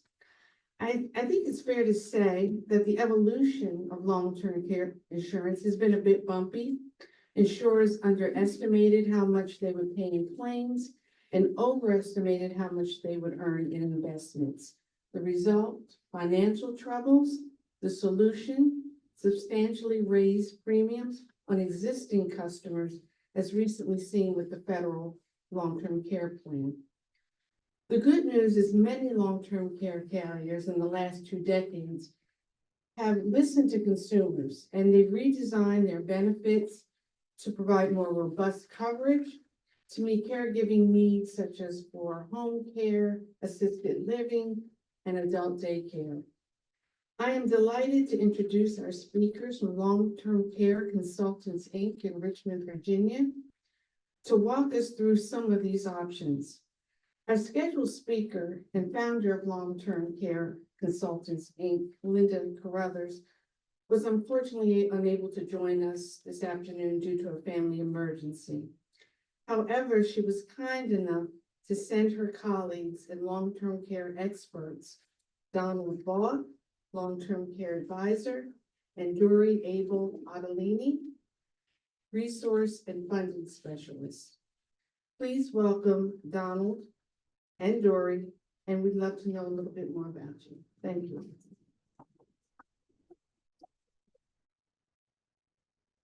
Thank you.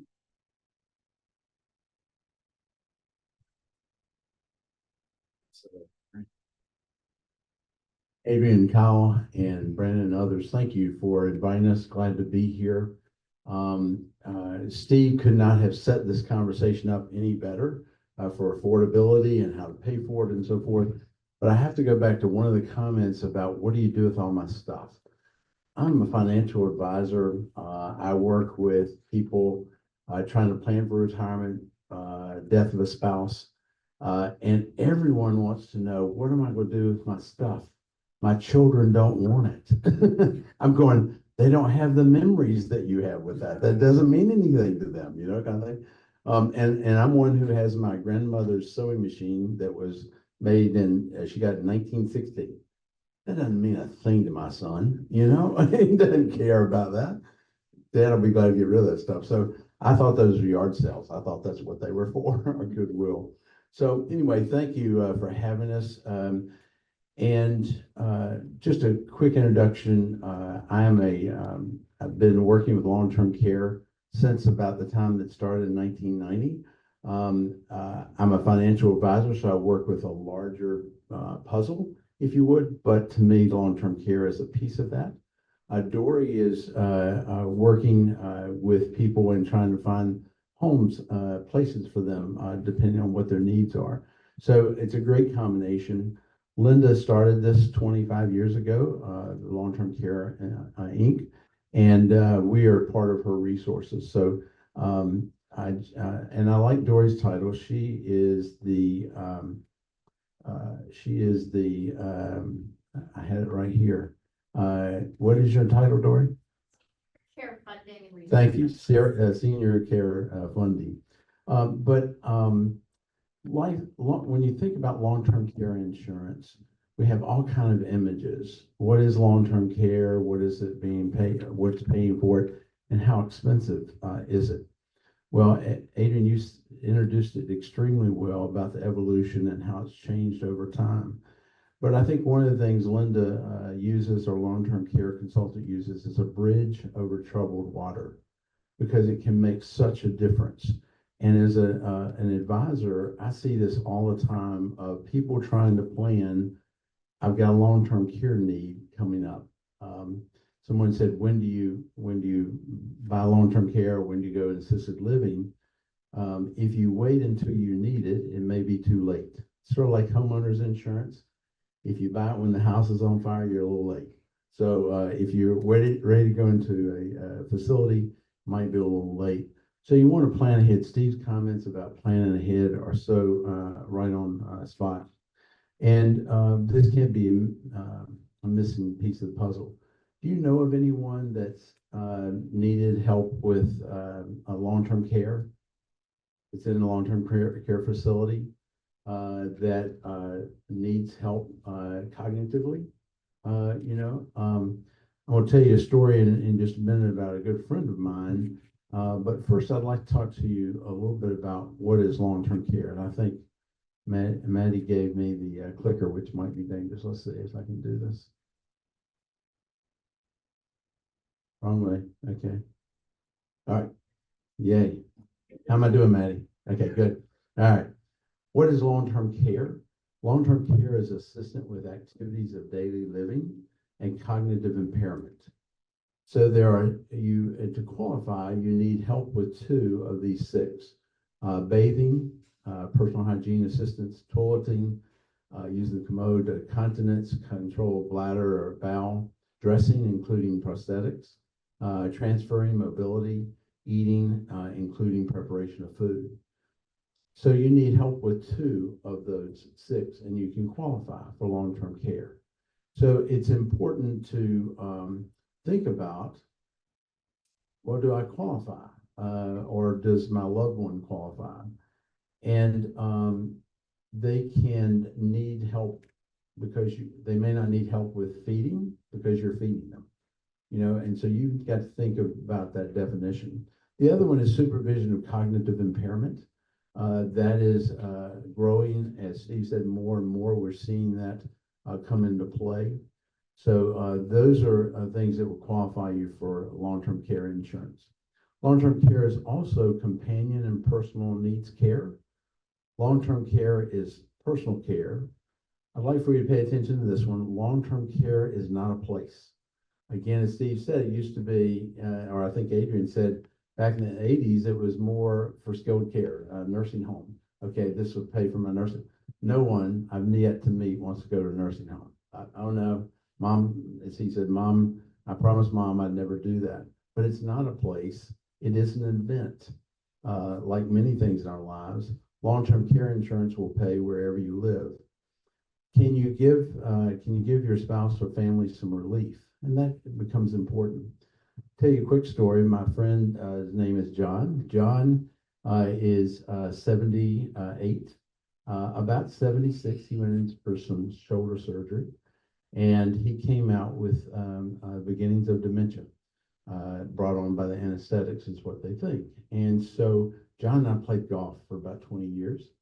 John was so specific about where that ball landed, you had to hit it from there. I don't care how bad it was. You had to hit that ball from that place.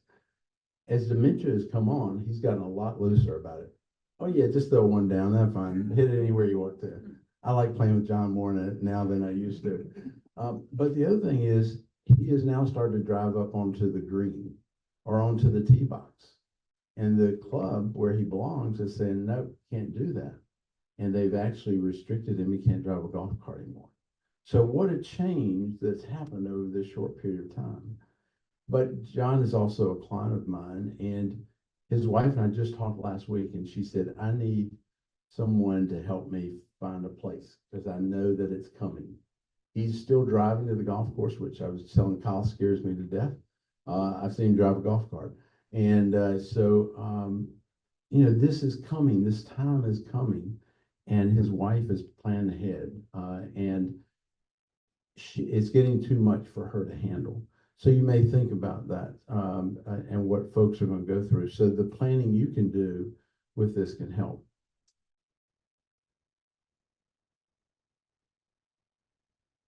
Where may I receive long-term care services paid by long-term care insurance?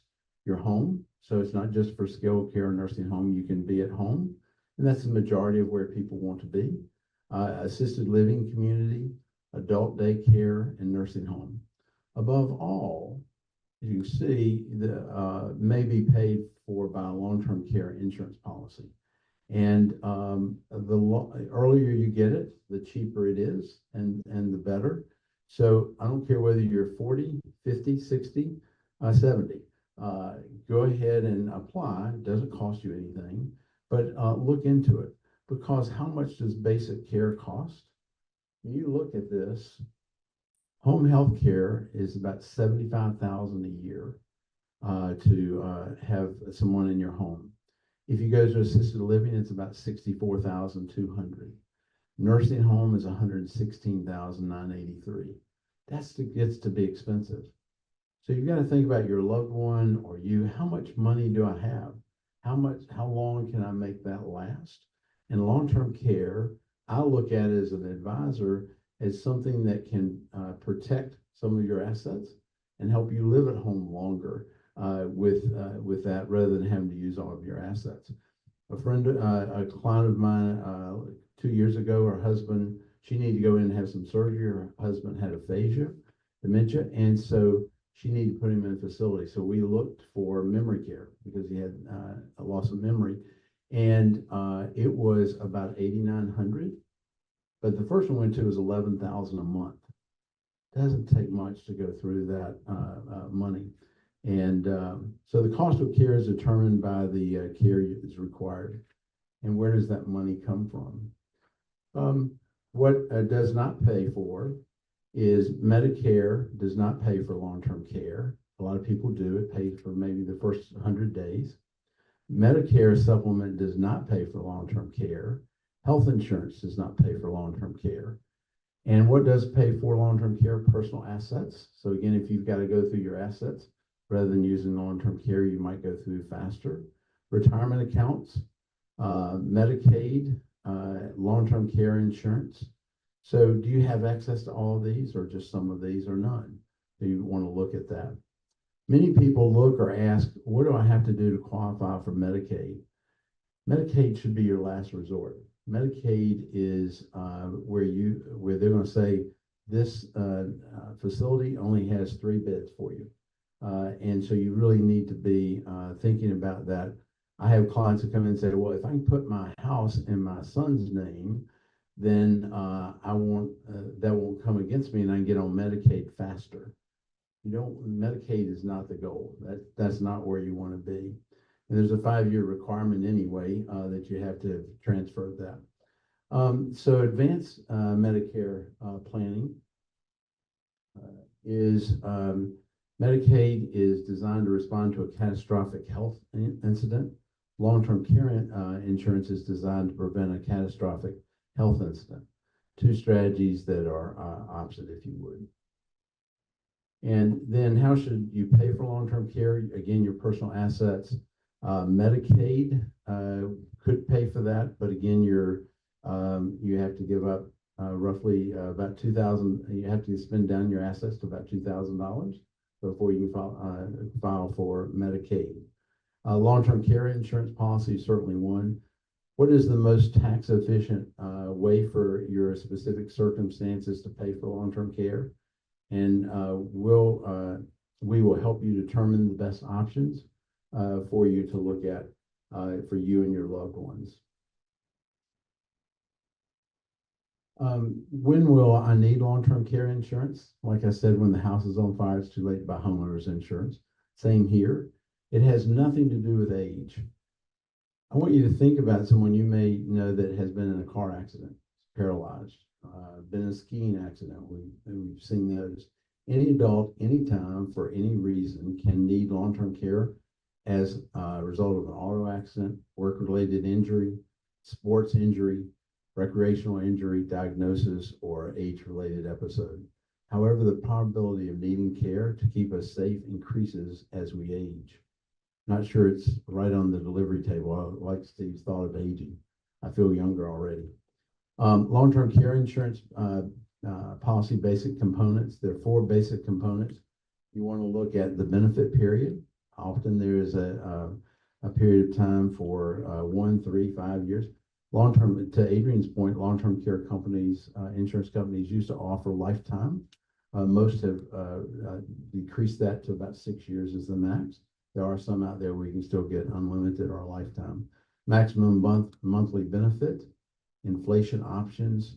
You have things like there's no inflation option, or you get a 3 or 5% increase. So about a younger builds that. Elimination waiting period, maybe like 90 days to start. And then long-term care insurance solutions, they're traditional, as Adrian was talking about before. That's been around for since the 80s, and that is an option. The good news is that in the 80s, for some reason, they were pricing it not thinking people would be using it, or it'd be like life insurance and it would stop. Well, they didn't, and they've had big increases over the last number of years. But now the insurance companies, when you buy that, are pricing for current expectations, and it's a little more in line.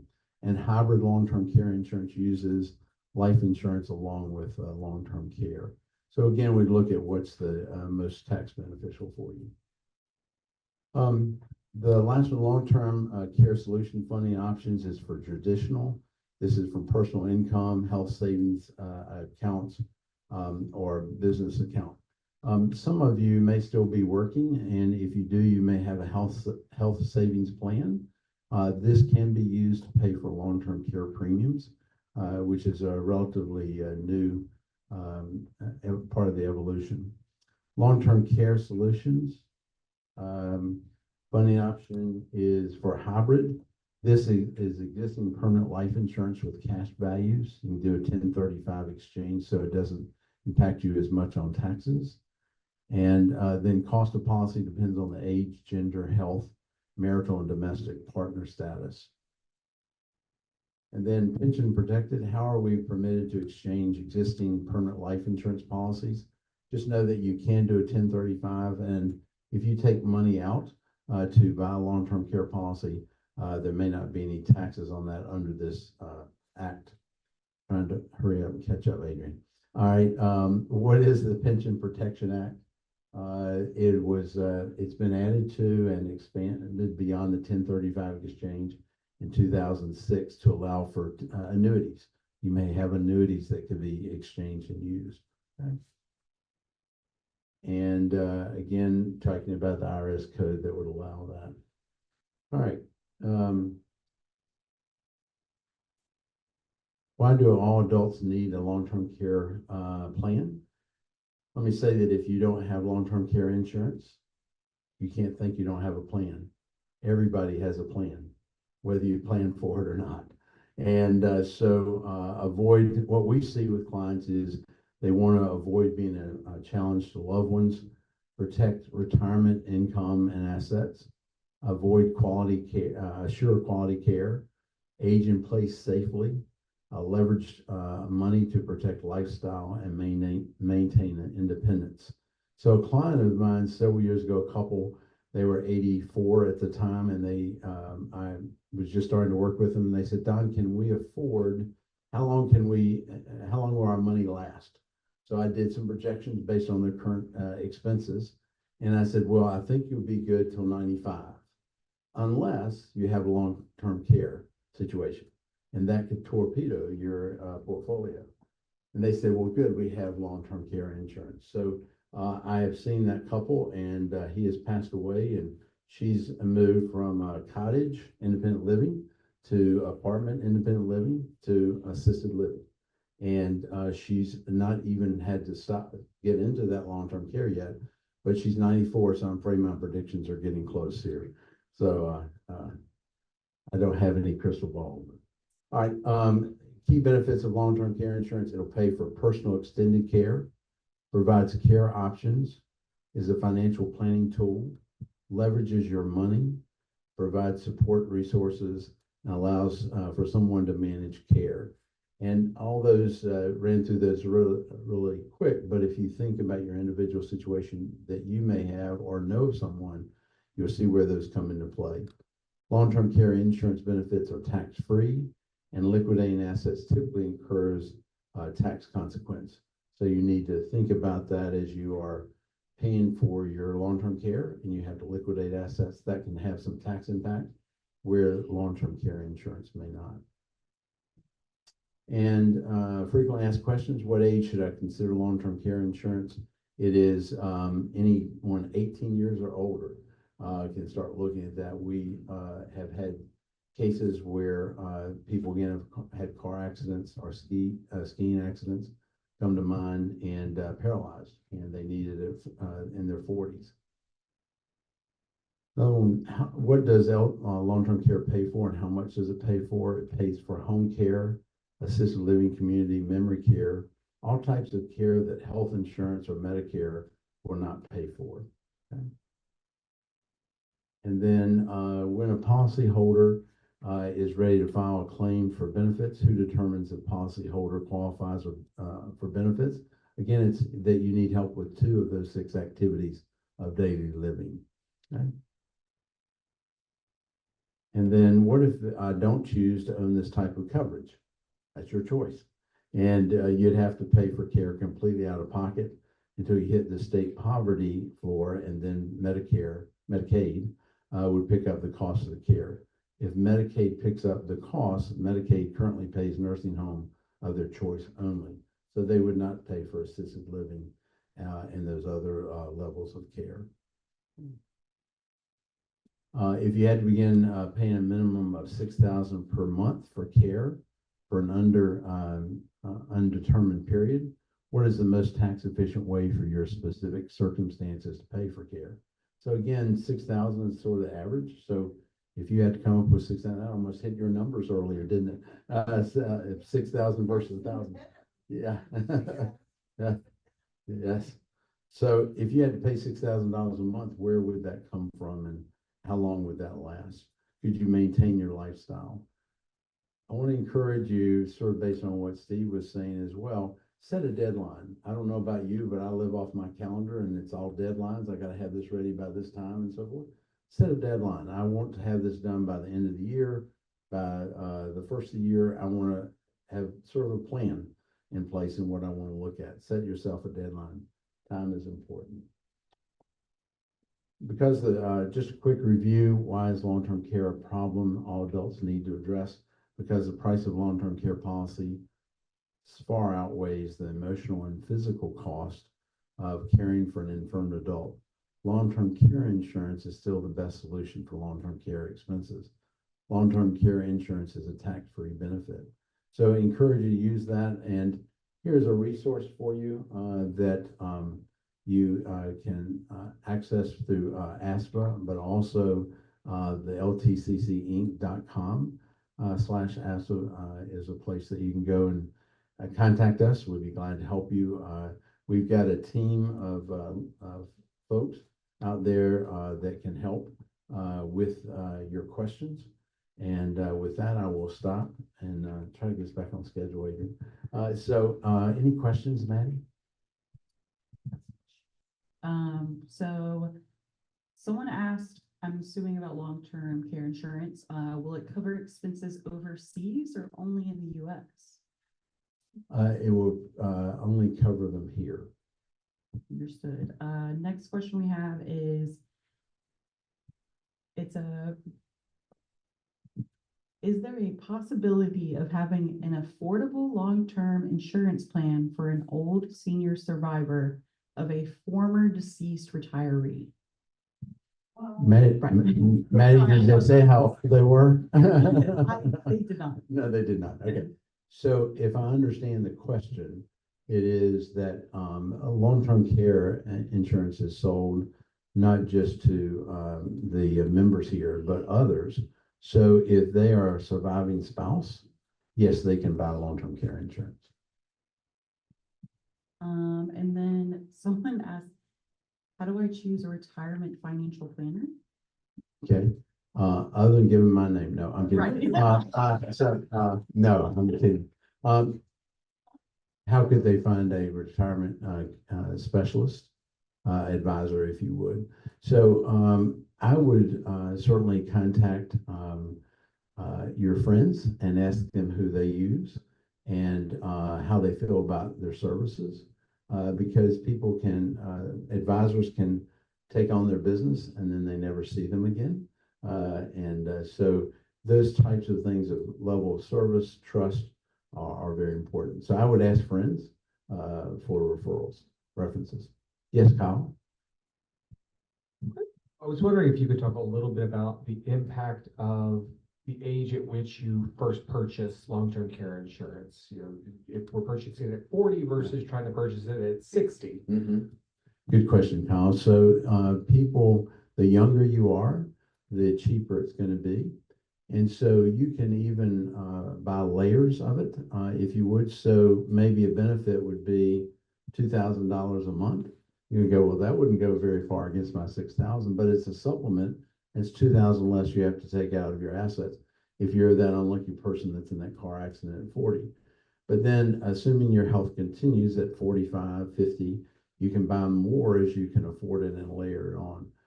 Is certainly one way to do that. But the younger you buy it, the cheaper it is. I can tell you that the average age of people in nursing homes continues to drop. I used to work with a company and it was 68, 65. I got on an airplane one day traveling and we were talking about what we do for work. And the gentleman said, well, I'm 48 and I want to buy it. I want to look at it because I'm seeing how much we're paying for my aunt that's in a nursing home and how fast she's going through it. So as people get exposed, I find they want to buy it. So again, the younger, the cheaper usually. Yeah. And you usually got better health, and that helps as well. Other questions? We got another one online and they asked, this might be a question for Kyle as well, but, they asked. We'll see how difficult it is. Yeah, we'll see. Okay, all right. Will AFSPA organize a benefits fair that includes long-term care insurers showcasing their products? I'd like to learn a lot more about options and costs and just get more info. So I will say, block the camera. That's a great question. I appreciate that suggestion. What we run into is, that particularly when we're talking about long-term care insurance, these are individual policies rather than group policies, though we have tried to look for a group policy and association policy. Nobody's interested in writing one right now. And so I think the best bet is for our members to contact long-term care consultants or a group like that, because they can do a personalized benefits fair, essentially, when they will look at an individual's needs and say, here are the options out there that will best meet your needs. If we're talking about other services and other partnerships and products offered by us, I encourage you to come to or tune in for our annual meeting the first Friday in March next year, because we do a little bit of that as part of the annual meeting. But if we're just talking about long-term care, LTCC Inc. is a great way to go, because it is personalized review of what your needs are and what the options are for you. And Kyle, if I could add to that, we do not represent just one company. We have different companies for traditional as well as for the hybrid. So we truly do look at each individual situation and find what matches best and try to get that through underwriting, even if there's some health issue. And it looks like someone else has just asked a question. If you buy $6,000 in coverage, does it matter when? They said, so I pay for a year and then start needing it. Does the amount of time you pay into it matter to the amount you get? The key issue, if I understand the question, May, is that if you buy $6,000 a month benefit and you start on that, that your premium could continue. But one of the ways we try to work with clients is putting a waiver of premium on there, so that if they go on claim, whether it's 1 year or 10 years down the road, is that claim, premium will stop for that time. And a lot of times people will go in temporarily, maybe 2 or 3 years, but if they go in for the next 20 years, then they're not paying that premium. The waiver of premium rider is an important one and not that expensive. Yeah. Yes, ma'am. She's there. So could you clarify, as I kind of understand it, Medicare Part B does not treat most forms of dementia as a disease or something to that effect. So for the most part, if you have Medicare Part B and a loved one has it, and Medicare Part B will not be of much help to the care. Jump out for long-term care. Well, for the care, if it's not associated, if it's just dementia, as opposed to a Parkinson's disease or something. But if it's a form of dementia, not arising from cancer or something, that Medicare Part B is not particularly helpful at covering the costs that family. I would say I'm not a Medicare specialist, but Medicare Part B. It's why you need long-term care. Right. Because Medicare Part B doesn't cover much. Medicare is next on the agenda. Yeah. Okay. I'll let the expert talk on All that. right. But Good. that's one of the reasons I've heard for why long-term care insurance can be really important, is because someone can live with dementia. Right. For 10, 15 years if they get proper care. And Medicare, will only cover up, as I said, up to 100 days, typically. All right. Thank you. Yes, Adrian? As you're showing marked improvement. If you plateau before those 100 days, then they will no longer consider you in rehabilitation. And they will say, now you have to pay for your stay in the rehab or be sent home, be discharged. One other comment I want to add back to your question a little earlier is that if someone wants to apply for Medicare, apply for long-term, I'm going right down your alley here. If they want to apply for long-term care insurance, they need to do it while they're in the States. That would be important before they go overseas because they can't apply once they're over there. Okay. Other questions? Thank you for your time. And again, thank you for the invitation. We appreciate it. Thank you, Don, for that informative session. And I just want to reiterate that Long-Term Care Consultants, Inc. is one of our partners for our long-term care professional service. And it's available to all our members, and we've gotten such excellent feedback from those that have contacted them. So whether you're looking to supplement your current long-term care plan, or whether you're looking for an affordable plan that meets your caregiving needs, please reach out to them. They're excellent. You almost need a Medicare degree to me to understand just how it works. Fortunately, our next speaker, Kyle Longton, can help shed some light on Medicare and answer some of those most frequently asked questions regarding eligibility, coverage options, and resources available to Medicare recipients. Kyle currently serves as the Chief Executive Officer of the American Foreign Service Protective Association. He oversees all daily operations for the Foreign Service Benefit Plan, ASPA's health plan administered under contract with the United States Office of Personnel Management, and also the ancillary insurance programs offering dental, life, disability, and critical illness coverage to ASPA members. Kyle also serves as the Executive Director of the Senior Living Foundation of the American Foreign Service, and in this role, he facilitates educational opportunities and manages more than $600,000 each year in grants to elderly members of the Foreign Service community with demonstrated needs. Kyle holds a Bachelor of Arts degree in International Studies from Center College of Kentucky and a Master of International Affairs degree from the George Washington University. He is a certified association executive as designated by the American Society of American Executives and a registered employee benefits consultant as designated by the National Association of Health Underwriters. It is my pleasure to invite Kyle, someone I truly value, enjoy working with closely every day, to the podium. Thank you. Thank you very much, Adrian. And you kept a straight face when you talked about my role in managing some of those programs, which are absolutely in your portfolio.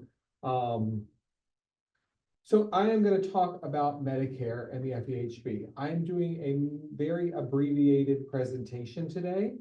I believe Maddie is putting in the chat a link to about an hour-long video presentation where we go through a slightly longer version of this. So I'm not going to touch on every point on every slide.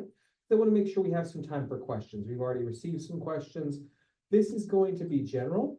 And I just want to give a couple caveats and a couple recommendations. I have here one of the FEHB brochures. You all are likely familiar with this. This is my annotated copy. That's why it's bound and highlighted. But you can access your plans brochure, and they update them every year, obviously. Turn to that section 9. I'll be referring to that many times. Also, if you are a Medicare beneficiary, you've likely very recently received your Medicare and You 2025 brochure. It is almost as long as these FEHB brochures. It is much more readable than the FEHB publications, not just because the font size is legible, but also because they try to make it understandable. I'm going to do my best to make both FEHB and Medicare understandable today in about the next 20-25 minutes.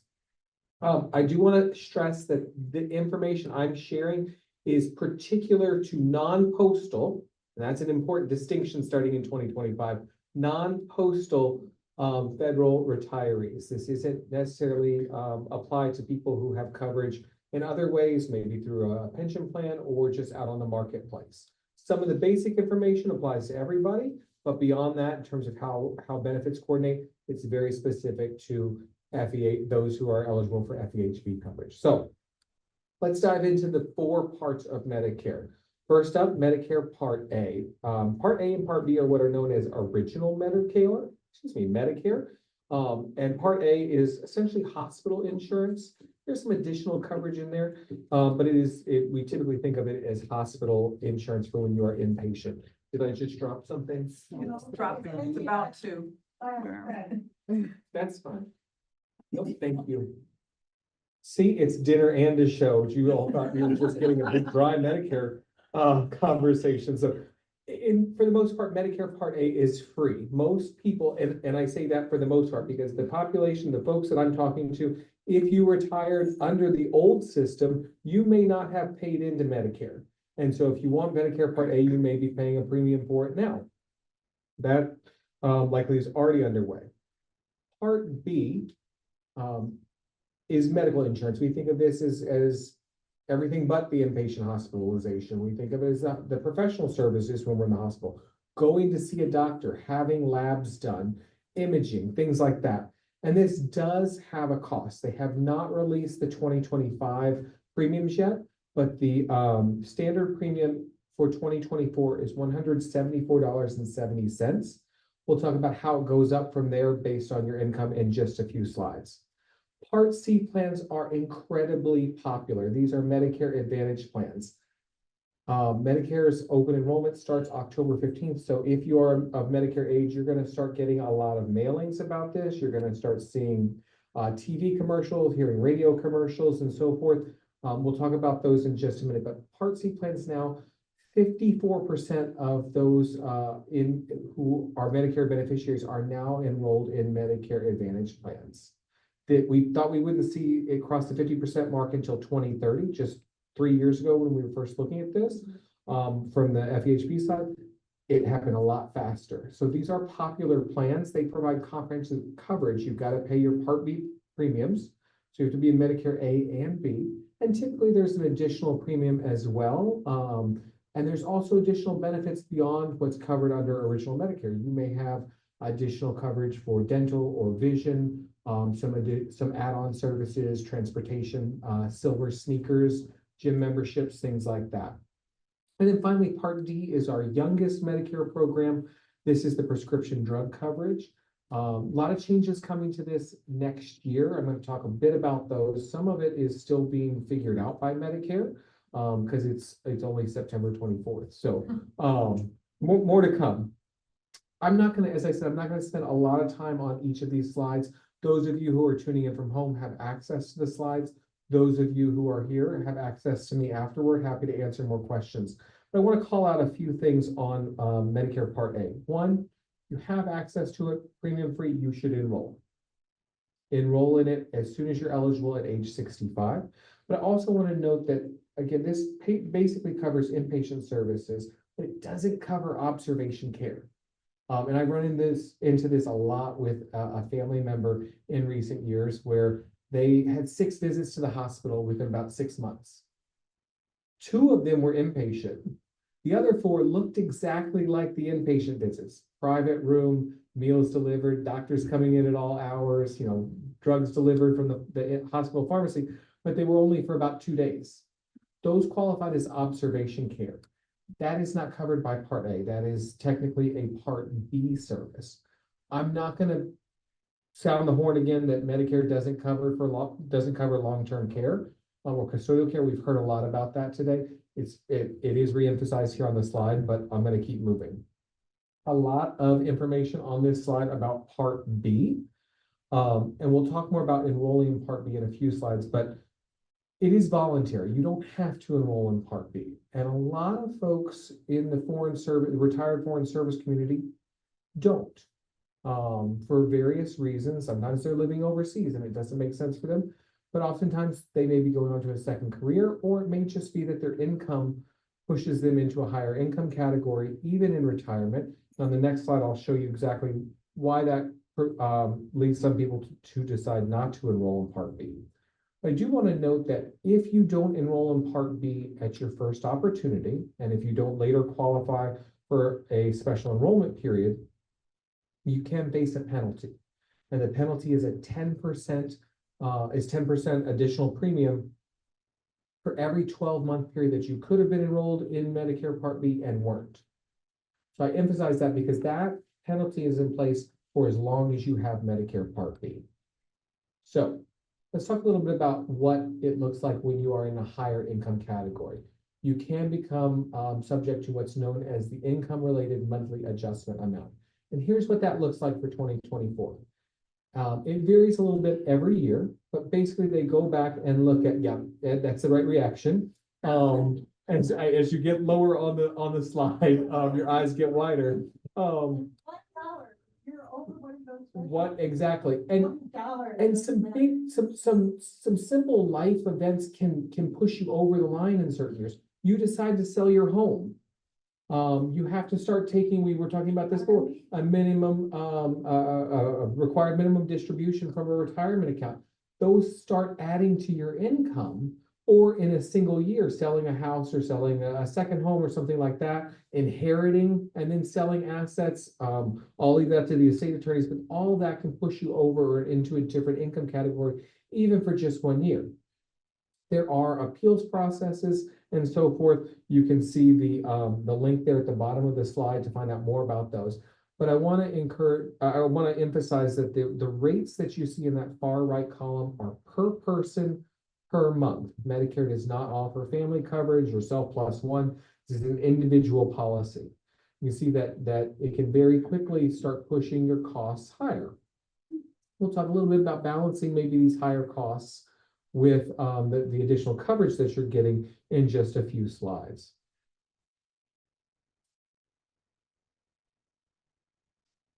There we go. Okay, just a quick touch again on overviews on Medicare Part C and Part D. The Medicare Part C plans, they are incredibly popular when it comes to the commercial Medicare Advantage plans. So not those that are available within the federal system, but the commercial ones. So the ones that you see advertised on TV that have the celebrity endorsers that sends you the mailer. These are good plans. They wouldn't be, they have to go through a review process for Medicare. Not everybody can just label themselves as a Medicare Advantage plan or a Part C plan. There are different out-of-pocket costs that apply. There are also with Medicare, original Medicare, you don't typically have pre-certification required for services like surgeries, inpatient hospitalization, and so forth. Medicare Part C plans can have that. There can be additional requirements that you must meet before getting certain services. So I emphasize this so that you understand what it is that you might be buying when you look at a Medicare Advantage plan.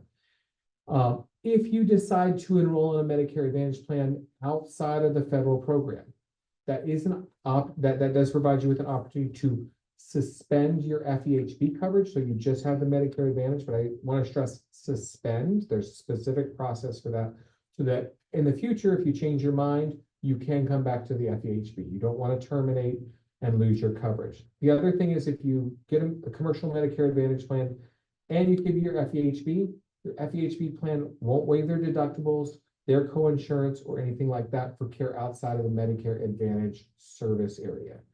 It's not that common for people to combine the two or to even go outside of the federal program, especially now that the federal plans, many of them are offering their own Medicare Advantage programs. And I'll talk more about those a little bit later. This is specific to the commercial options. And then when it comes to the commercial Medicare Part D prescription drug plans, the costs can vary. And most people will have to pay a monthly premium if they get one of these Part D commercial plans. I'll show you in a minute what how that varies depending on your income. All FEHB plans offer what's known as creditable coverage. And if you open your brochure and look at the inside front cover of your FEHB brochure, it describes that this is creditable coverage And most federal retirees will likely not benefit from enrolling in a commercial separate Medicare Part D plan, and essentially having dual coverage there. So I mentioned Part B is subject to your income can affect your premium. The same is true for Part D. Now, these numbers are a lot different than what we saw on the Part B slide, a lot lower. Even at the top income tier, you're seeing it's only $81 per month in addition to whatever the plan premium is. This is the IRMA amount that you would be subject to. I say that, keep that in mind. These are the 2024 numbers, and they are based on your 2022 income. I didn't mention before, but every year is a look back at your modified adjusted gross income from 2 years prior, because that's the latest information that the IRS and then therefore Social Security has to base your premiums on. So as we approach 2025, they will base your premiums for the following year on your 2023 modified adjusted gross income. I promise we talk a little bit about signing up. You can do it around your 65th birthday. That is your first opportunity to do so. There's also a general enrollment period every year between January and March. Beware of the late penalty for Part B enrollment, as I said. And then there is the possibility of a special enrollment period later. So if you are at age 65, are still receiving group health insurance through active employment, either your own or perhaps a spouse's, and they're actively employed and you're dependent on their plan, you can delay your enrollment or your decision on enrollment in Part B until your insurance, your coverage through active employment stops.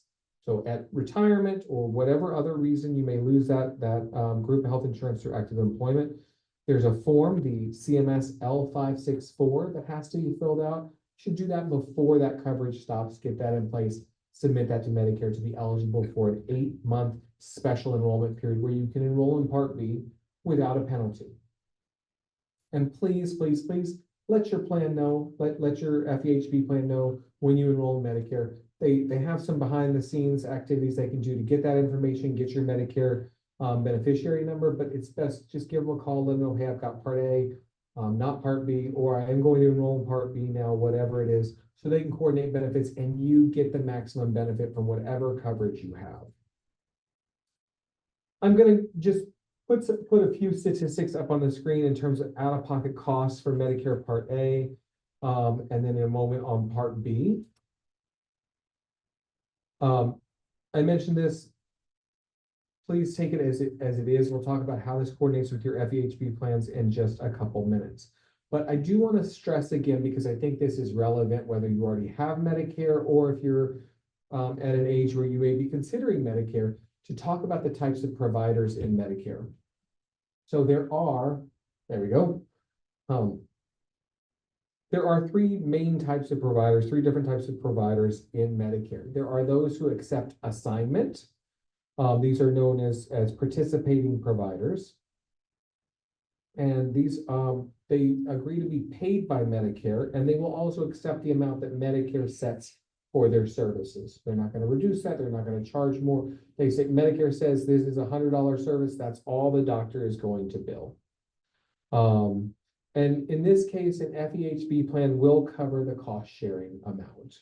So you are essentially covered 100%. Now there are also the next type of provider. I always find this term a little misleading, but stick there with me. These are providers that are known as non-participating providers. They do not accept assignment. However, they'll still bill Medicare.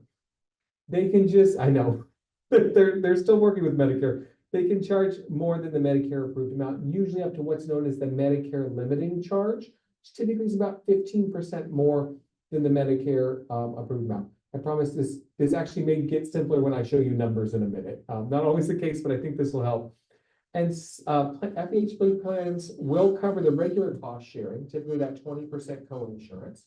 And some plans, it depends on the plan, will cover that extra 15%. You can find that out from your plan's brochure. Finally, this is the group to be aware of.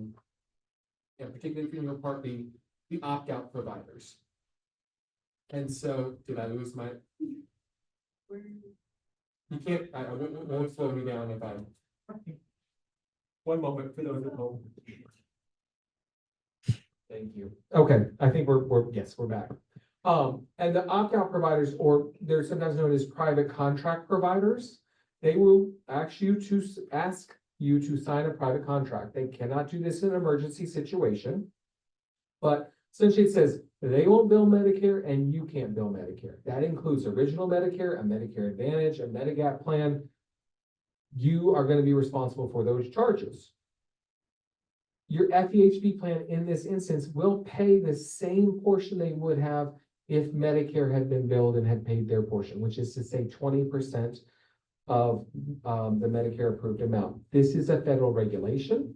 So if you have Part B and you go to a private contract provider, that's what you'll be facing. I promise it would get a little simpler with numbers. I hope I'm telling the truth. So in this case, you've got all three types of providers up there, all within their typical charge of $1,000. The Medicare approved amount for this is $800. With a Medicare participating provider, one who accepts Medicare assignment, Medicare is going to pay 80% of the Medicare approved amount, $640. Your FEHB plan pays 20% and you pay nothing. Now, with a non-participating provider, one that does not accept assignment, typically they can charge that extra 15%, so up to $920. But Medicare is still only going to pay their 80% of the approved amount. So they're still paying $640. Your FEHB plan will pay $160. Some may pay that additional amount, but you could, depending on your plan, be looking at an out-of-pocket cost for you of $120. But with the opt-out provider, it's $1,000. That's not reduced at all. It's still $1,000. Medicare is not going to pay anything. Your FEHB plan can only pay that $160, and you are paying the other $840. This is just something to be aware of. I wanted to spend a little more time here. I'm gonna just talk about if you've got an FEHB fee-for-service plan, Medicare A and B. A and B will be primary, and then plans fill most of the gaps in Medicare. Some plans will waive costs like their deductible, medical co-insurance, co-pays, and so forth, and they'll coordinate with Medicare. Your FEHB plan remains primary for prescription drugs. If you have an HMO, take a look at your plan's brochure. It may not actually be worth enrolling in Part B just because the way the benefits are with HMOs being so different. You may not actually recover the cost of the Part B premiums. There you go. Okay, now some plans in the federal program do offer incentives for enrolling in Part B, including reducing the Medicare Part B premium, as well as the copay, co-insurance, and deductible waivers, and lower prescription copays. I promised we'd get to a little bit more information. There were some questions about this that came in ahead of time. But some of the federal plans are now offering Medicare Advantage plans within their federal program. So you're not suspending your FEHB coverage, you're remaining enrolled in your FEHB plan, but you're just calling in saying, hey, I'd like to participate in the Medicare Advantage plan. These have value-added programs such as meal delivery after hospitalization, non-emergency transport, fitness benefits through programs like Silver Sneakers. I've been here almost 12 years. It's a very often requested program. Silver Sneakers are a similar program. And then some, you can get that Part B premium reduction only if you're in the Medicare Advantage plan. And I'm not talking about $20 or $25 a month. I'm talking about $50, $75, even I've seen $100 a month premium reduction in Part B for participating in a Medicare Advantage plan. You can also see that sometimes these Medicare Advantage plans within the federal program are paired with a Part D prescription drug plan within that. And you'll also see other benefits for things like hearing aids, vision, dental, and so forth. But please understand that Medicare rules apply to these Medicare Advantage plans. They are different from your FEHB coverage. You opt in, you choose to enroll, and in most cases, you can do that outside of open season. Check with your individual plan, because you may be able to opt into the Medicare Advantage plan midway through the year, or if you try it out for a few months, don't like it, leave the Medicare Advantage option partway through the year. The newest introduction in the federal program are these Medicare prescription drug plans, or PDPs. Sometimes I've seen OPM is shifting some of the language to say EGWP or AGWIP. for a prescription drug plan, that's employer group waiver plan. Doesn't mean anything to you. You got to break some eggs to make an omelet. We had to break some eggs to make a mess of PDP at times. Some of the federal programs, we're cleaning it up now, but these are fantastic plans. They, not for everybody. You've got to take a look at it, go back and look at that premium, that IRMA chart that I had up there, and weigh that against your out-of-pocket costs. Because in a lot of cases, first of all, you are being enrolled in a Part D plan, so Medicare rules apply again. But these federal PDPs oftentimes have a better cost-sharing structure, so you will be paying less out-of-pocket, in some cases $0 for generic drugs. And there's a cap, usually a lower cap on your annual out-of-pocket spend. In fact, in 2025, that cap for Part D plans will be no more than $2,000. They're also changing the way that they calculate the $2,000 so that even some of the benefits above the Medicare minimum that your plan has built into the plan design count toward that out-of-pocket minimum. So there are cases where some people may fill only one prescription for a specialty drug in early 2025 and meet their out-of-pocket maximum for the year. I'm sorry, I think I was saying minimum, your out-of-pocket maximum for the year. And then the PDP kicks in and pays 100% of the prescriptions for the rest of the year. Do the math on this, see if it makes sense for you. Look for information, particularly for 2025, because things are changing for next year. I want to pause there because I know I'm running long on time. Do we have any questions? I have additional slides, but do we have any questions? We do? No. Okay, I'll just mention, if you don't enroll in Medicare Part B, because that's what usually the biggest question people grapple with, particularly feds, you've got the same benefits as before under your FEHB, and you've even got some additional protections that basically say a physician or hospital can't charge you more than they would have because you were entitled to Medicare. Do watch out for those opt-out providers.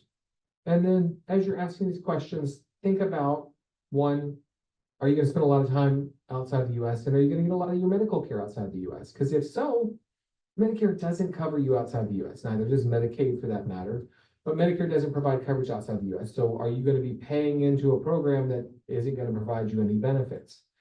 The other thing is, what is your financial situation? We talked a lot about financial situations today, how to manage them, how to plan for the future, and so forth. Think about this as well. You might be concerned about the income-related monthly adjustment amount, that IRMA amount that pushes your premium higher, but consider the cost of healthcare, consider the benefits and benefit structure under your FEHB plan. With Medicare Part B, you are virtually 100% covered.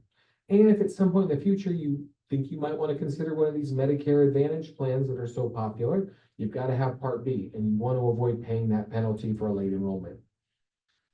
Sorry. Finally, how's your health? I don't know how to break this to you all, but as we get older, I'm experiencing this myself, we don't generally get healthier. We don't see the doctor less often. So just take that into consideration. And then also think about, does your favorite doctor, if you've got a specialist or a primary care provider you love going to, does that doctor accept Medicare? If they are an opt-out provider, that may help you make your decision about, you know what, Medicare is not right for me. I want to stick with them. Maybe they're a network provider. I've got coverage.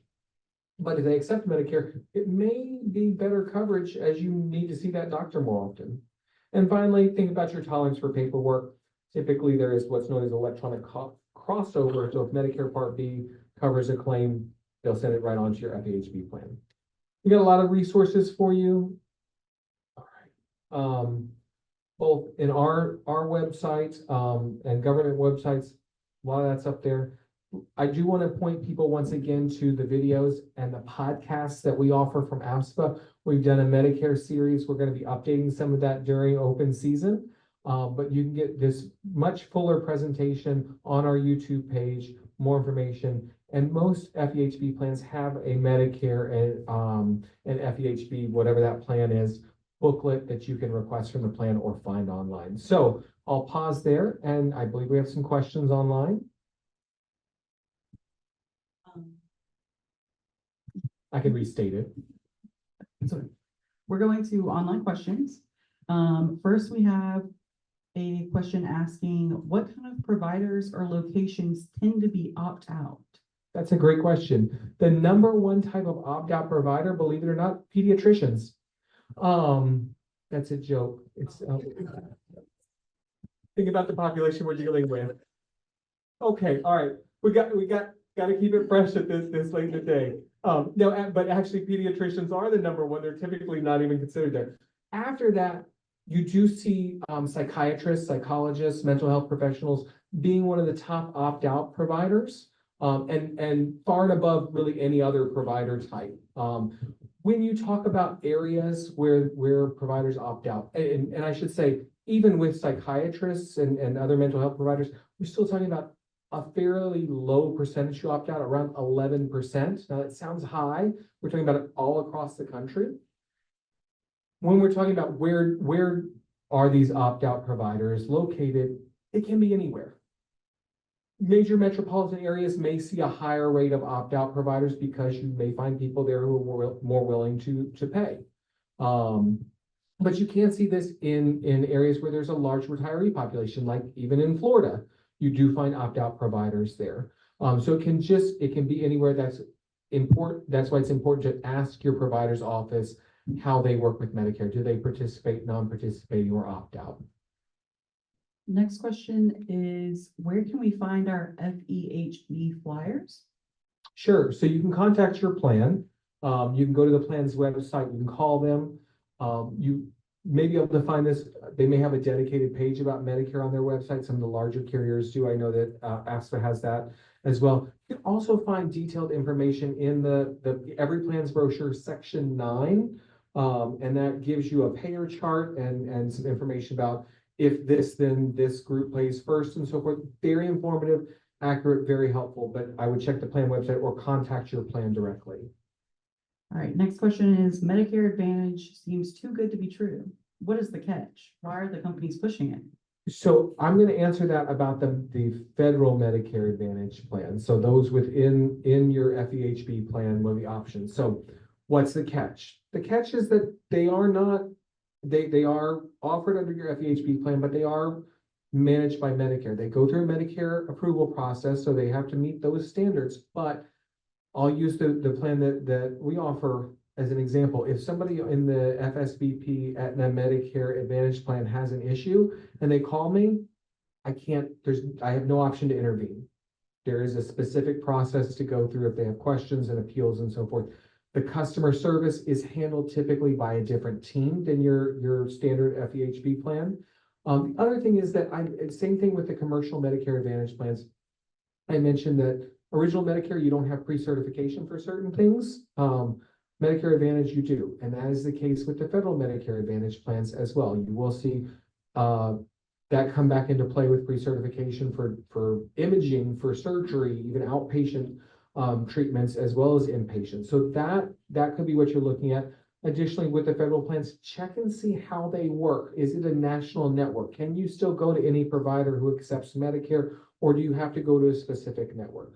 Those are some of the things to be very conscious of. The other thing is to consider your income and how you may be paying. Yes, your plan will pay the premium typically for the Medicare Advantage, but you may be hit by that IRMA payment depending on your, for both Part B if you're doing that, and also for a Part D plan if that Medicare Advantage includes the prescription drug coverage. Is there a penalty for waiting for Part D? That's a great question. The answer to that is typically no for federal employees because they have creditable coverage. So if they were to enroll in a Part D, either under their FEHB plan, as part of a Medicare Advantage plan, or otherwise, they do have the creditable coverage from their prescription coverage for their FEHB plan. Okay, real quick. What are the benefits? You might not be able to answer. What are the benefits of Aetna with Medicare versus Aetna Medicare Advantage plan? That is a great question. I think that's a longer answer. What I will tell you is, I think what the question is, I'm going to modify it a little bit and assume they're talking about foreign service benefit plan. But you may have a little more flexibility if you just have original Medicare and your FEHB plan. We've discussed that just now. With the Medicare Advantage, you have these value-added services that I mentioned before. You've got vision and dental and meal delivery and silver sneakers. And in most cases, that's the only way you can get those fitness programs is through the Medicare Advantage. We can't offer them under the standard FEHB plans. We have tried. You may also be able to get incentives for your wellness that result in gift cards again, instead of just a wellness account. That's something through the Medicare Advantage plan. So there are some bonuses there. So I'm happy to talk. I had a conversation with a member about that for about 45 minutes last Friday. I'm happy to do that with others who are trying to decide what's right for them. You know how to reach us, or Maddie will hook you up. One last question, from virtual side. A friend of mine recently retired from USAID and received a letter from Medicare saying that he was signed up for Medicare Part A and Part B. His insurance is FSBP, so he only signed up for the free Medicare Part A hospitalization. Got it. When he asked to drop Medicare Part B, he was told he might be penalized. What can you advise him to do to ensure he still has Medicare Part A, that is not forced to pay for Medicare Part B, please? Okay, good. So I will say that if you're already receiving Social Security at the time you reach age 65, you may be automatically enrolled in Medicare A and B. If you don't want B, or if you run into a situation where you are for some reason enrolled in both and you don't want B, contact them, send back the card, let them know that you want A only. I think the penalty, I can't speak with any authority, but my guess is that the penalty being referred there is that if that person later wanted to come back and enroll in Part B, they could face a penalty. So I would encourage them to, there's the websites that I showed before. You can go into Medicare, check your coverage status, check your Social Security statement if you're receiving that, to see if they're taking out Part B premiums. And that's the best way to check that. And with that, I thank you all. And Adrian, it's back to you.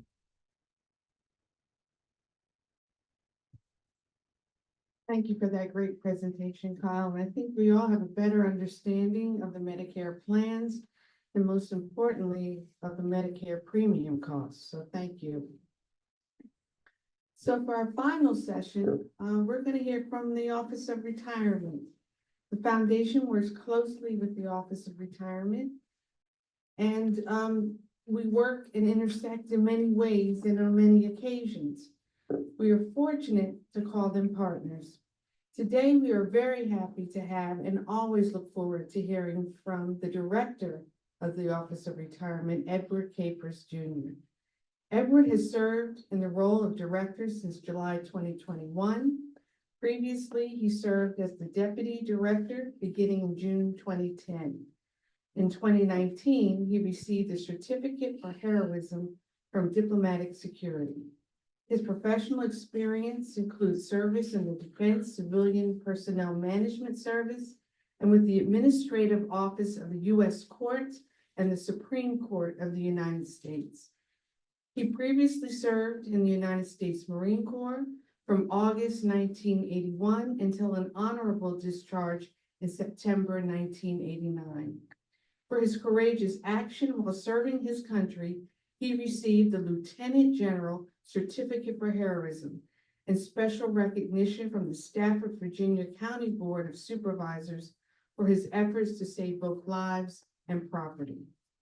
Edward holds a BS and MS in Information Systems and an Executive Leadership Certificate from Syracuse University's Maxwell School.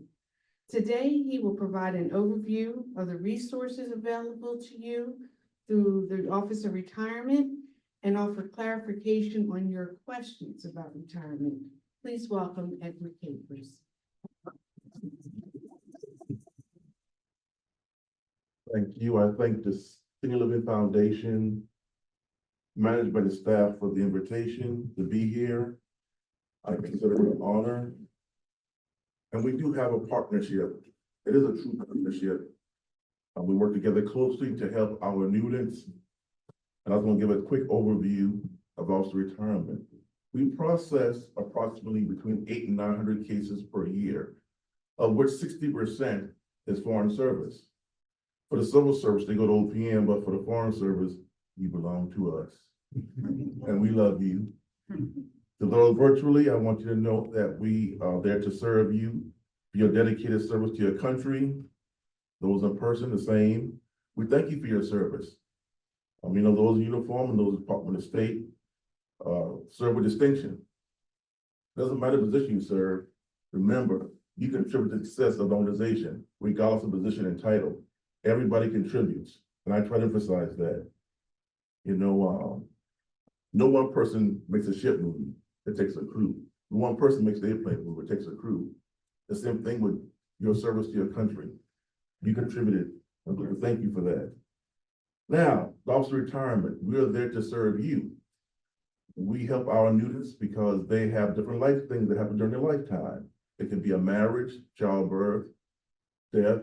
When I say marriage and childbirth, I get these stares at me from the nudents. I'm saying some nudents are younger than others. So it depends on where you're in your life cycle. But we're there to serve you. I want to remind you also, if you're getting a supplement, FSPF supplemental, that is due January, make sure you turn that in so your pension is not impacted. You know, everything we do is based on timelines and cycles, so we don't get in time. People get upset and we cut off their supplement, but there's certain things we have to receive. We don't want overpayments or underpayments. Because CGFS, who does the payments to authorize, have what they call ISO 9000. They're audited just like we're audited 2 times a year. And these things impacts our audits when we're underpaid and overpayments. And we want to keep our independent payroll that Department of State has, which is great. It allows us to have a great working relationship to do things that we couldn't do with a third party payer or provider. Also for retirement, we do all foreign agencies for the Foreign Service. Our office is the only office in government that does foreign service retirements. We do advisory services, we do counseling. And if you have a question or concern, we have what they call the RNet. On RNet, there's a wealth of information for you that you can look up who to call in certain circumstances. For instance, there's a death or a marriage, you can call HRSC, that's the Human Resource Service Center in Charleston. They take your name information, create a ticket, or sometimes you just call Retirement Front Desk, which is 202-261-8960. If you go through Charleston, you have a ticket number, you can track it. We're there to serve you, as I said. Also, if you have pay issues, there's CGFS, they have numbers that's in that RNet, on RNet, and we call that newsletter, which is published every November, it's posted. We used to do hard copies and people wonder why it became cost prohibitive. To print off 17,000, 18,000 and mail these pages, about 25 pages, that became pretty expensive. And you know, these hot economic times with Congress cutting budgets and reducing pay, we have to think smarter how we do business. And with the pandemic, like they said, we learned quite a bit of things we were doing that we could save that weren't necessary. As Ambassador Grossman mentioned earlier, the pandemic forced some of us to adjust our thinking, behaviors, and how we operate. We had to work smarter, and it did force that. You know, you would fly out somewhere for a 2-hour meeting, or you could just jump online and get the meeting. It's been done. Cost savings, didn't cost that much. So all these things have been beneficial to us in the Department of State Office of Retirement to save money so we can pass on those savings, service we provide. One thing I want you to know, the senior management at the Department of State cares about their newbies. They provide us with the resources we need. We were just able to hire 2 new employees for the vacancies we have because we want to make sure our newbies are being taken care of. You're not forgotten. They often have quick check-in with me, senior leadership, to find out how our newbies are doing, how things are going, if there are any issues, any problems. So they check quite frequently on you all. They want to know through our office how things are going. And also y'all are a vocal group too, newbies services. You have lots of time on your hands, some of you. So we appreciate you calling in, checking with us, and want to know what the latest and greatest is. And if you learn something, we want you to share with us too. If you hear something, we want to hear about it also. We take all that into consideration when making decisions on changes with systems, upgrades.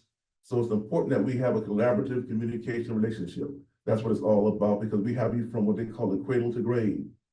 And it's important that you know that we're there for you and you have that service available.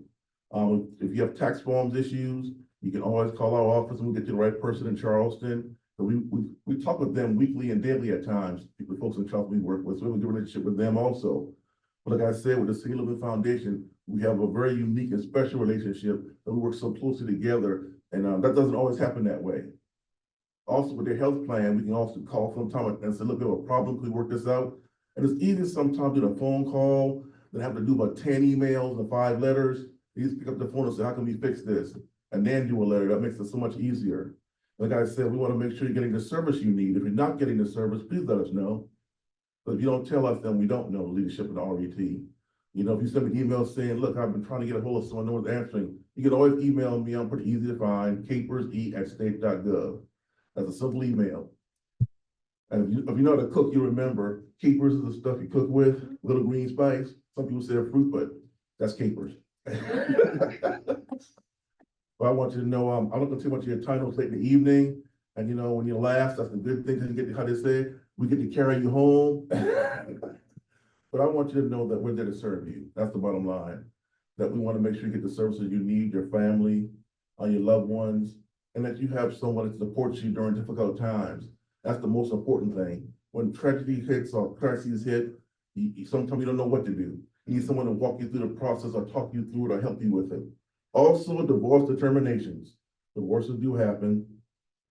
If one happens to someone, they need to send it into our office for divorce determination, so you can determine how much he or she is getting and how much are you going to be reduced. All those things really matter. So the sooner the better.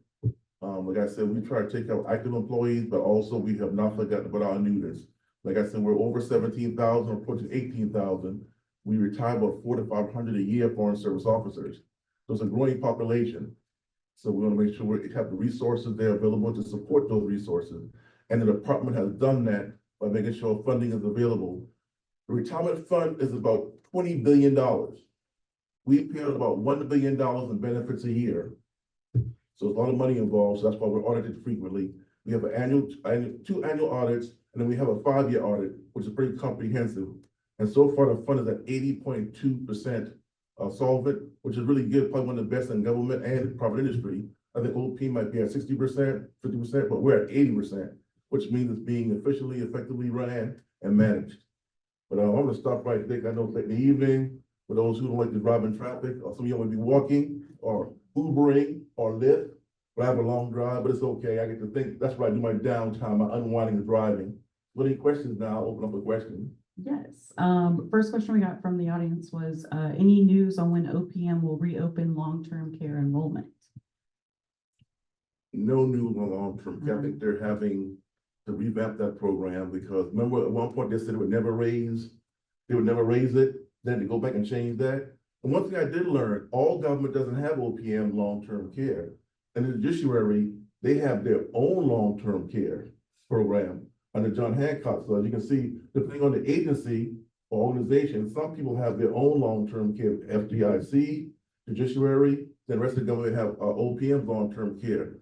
So it's interesting that it's not the program when it first initially started, the mindset was we didn't have to raise costs, but as time going along, it became how expensive it has become. Extremely expensive. I think sometimes things are overpriced, but you can't say that, but the truth of the matter really is the services. They're not 80% solvent. No. These are things that have to deal with, and so far they haven't put out much information. I think some things are still in negotiation and collaboration, because they want to make it affordable. And that's the main thing, to make it affordable, because if it's not affordable, as cost prohibitive, then nobody's going to roll. That makes it even more expensive. So I think they're still working on some details here, but we haven't heard anything on the front. But as soon as we hear something, we'll make sure we put that out to our new population. All right.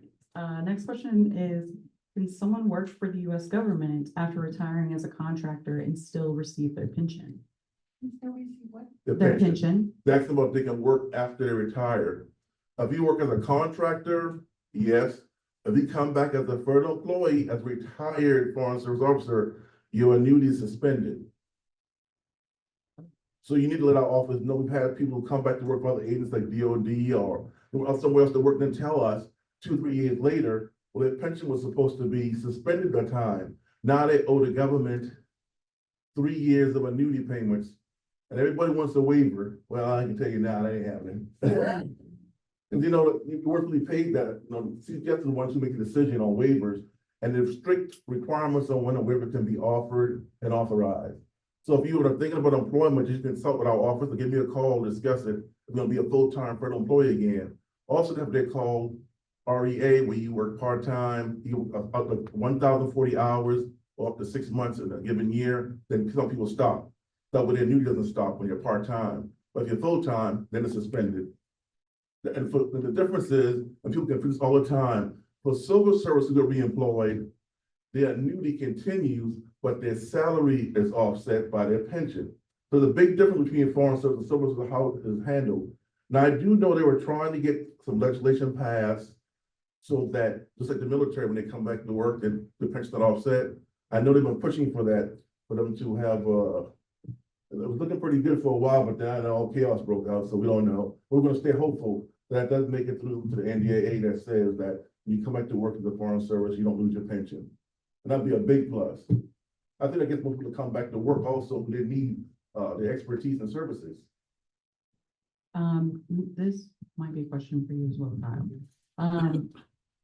Someone said, I'm interested in understanding more about how my health insurance from state interacts with TRICARE, which is her husband's from the US Navy. Do I need to keep both?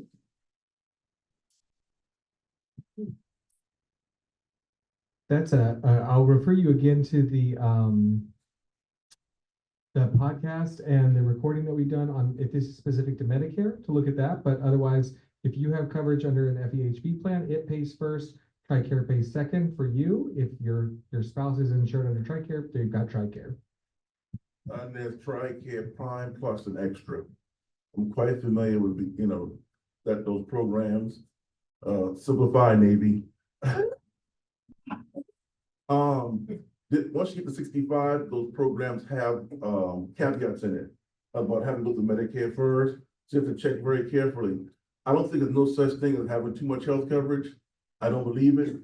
I've had people who, I got a church who was very sick. They had the TRICARE, FEHB, and some supplementals, and they didn't have to pay into their pocket. When they saw those bills, they were so happy they had all those supplemental programs, because health coverage can be very expensive. You don't know when you might need it. And how expensive it is being in a hospital for a couple of weeks could come into hundreds of thousands of dollars quickly. So, but you have to kind of weigh the options of it's financially feasible too. How much you want to pay for how much health cover. You gotta balance all those things when you're thinking about health coverage. I want to say that when it comes to benefits, it's all personal. It's all personal choice. Not a right or wrong answer. It's what's financially beneficial for you and your family, and what you can afford, and what you actually need when it comes to benefits. I have one quick one. How do you change your withholding? It's called W4P form. You can just fill that up. You can't get it, just send me an email. I'll get the form to you so you can fill it and send it back to me and to the office, and we'll get it submitted for you. Yeah, we'll get it for you. Oh, you got one? No, you can do it online. You can do it online too, but when you go online, the newest services online with the Express. You can do Employee Express also, but some people. Well, there's some issue with Employee Express. That's why I said she can just give me a call. I need a form. It'll be pretty quick. Yeah, because nothing happened. We'll make it as painless as possible. Yes. Mentioned the November retirement information document. Are you saying that we won't get hard copy anymore? I get a hard copy. I signed up for hard copy because I'm not online. What we're talking about is the annual newsletter. Yeah. Those who are unable to log in and get it, they do mail out copies if you register. But there's very few we do now. I think we do less than 500. Yeah. Yeah, we only have a limited amount on hand because they're really pushing for everybody using online services now. It's so cost effective. So if I'm getting it in the mail now. Don't tell anybody. No, you're good. Yeah, when you tell us, we'll send it. Yeah, if you call, what we say is we put out that if you're unable to get access, just call our front desk and they'll mail out a copy to you. So they'll still do that. Yeah. Okay, thanks. Yeah, we still do that. We don't cut that off. Well, thank you for your time. Thank you. Thank you. Thank you. Thank you. Thank you, Ed. I think we always come away from your presentations learning something new. So thank you so much for being here.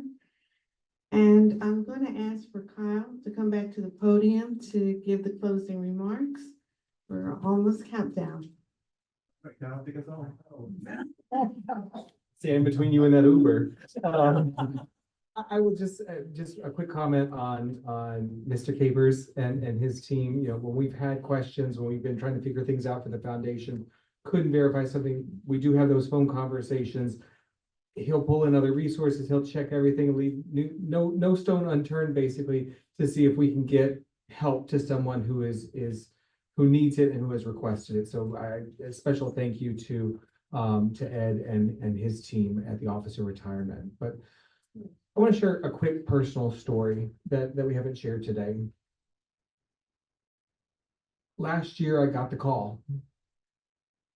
And I don't know if you all have gotten this call, or if some of you are reaching the age where the call is being made about you, but family member was in the hospital. They didn't know what was wrong. The next call came about 2 hours later, bypass surgery. Odds uncertain. You're scared. The person in the hospital bed, the person getting that call, both scared. You're arranging flights, you're trying to figure out care, you're trying to figure out what comes after the hospital. And you're trying to figure out how to pay for it. And those important, though we don't talk about it, we don't think about it, but those important estate planning portions in case the hospital's the last stop. It's important to plan. That's why we offer this seminar every 2 years. This is why we have the foundation, because more than 35 years ago, our founders saw colleagues of theirs, people they'd served with for decades, who had served their country, unable to afford basic living expenses, unable to afford basic health care. And they wanted to take action, and they did. And since that time, we've not only stood up this program every 2 years, but we've given away more than $20 million in direct and indirect support to retired foreign service personnel. We've also been able to begin in the last 5 years offering support to active duty foreign service personnel for their parents' needs and their parents-in-law. Because when you get that, for me, it was easy. I was an hour flight away when I got the call. I wasn't 6,000 miles away. I wasn't 2 days of travel away. And so we are proud to offer this support to all members of our community. And we're proud to offer that in the form of resources. We can refer you to estate planning. We can offer you advice on where you should go to talk to someone about long-term caring, planning, on those resources you need for living. And guess what? You've already got access to a fantastic resource, and that is the Senior Living Foundation. We're not just bringing you these experts. We have our own resources in-house. We have the experience of decades that we are willing to offer you in the form of our grants, in the form of our social worker consultants, in the form of just a listening ear. When you've gotten that call, make us your next call. And we are proud to offer this service. We're proud to be here as the foundation. And I thank each and every one of you for attending today. And I'm going to leave the rest of the thanks to Adrian, but I so appreciate this opportunity to share our knowledge, to share our partnerships, to share our resources with each and every one of you. So, Adrian.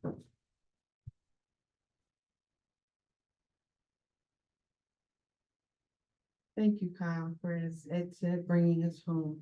Before we close our program today, I do want to send out some thank yous to our speakers and to everyone who's made today possible and successful. To our speakers, Russell, Steve, Don, and Edward. Thank you to my bosses, Kyle Longton and Ambassador Grossman.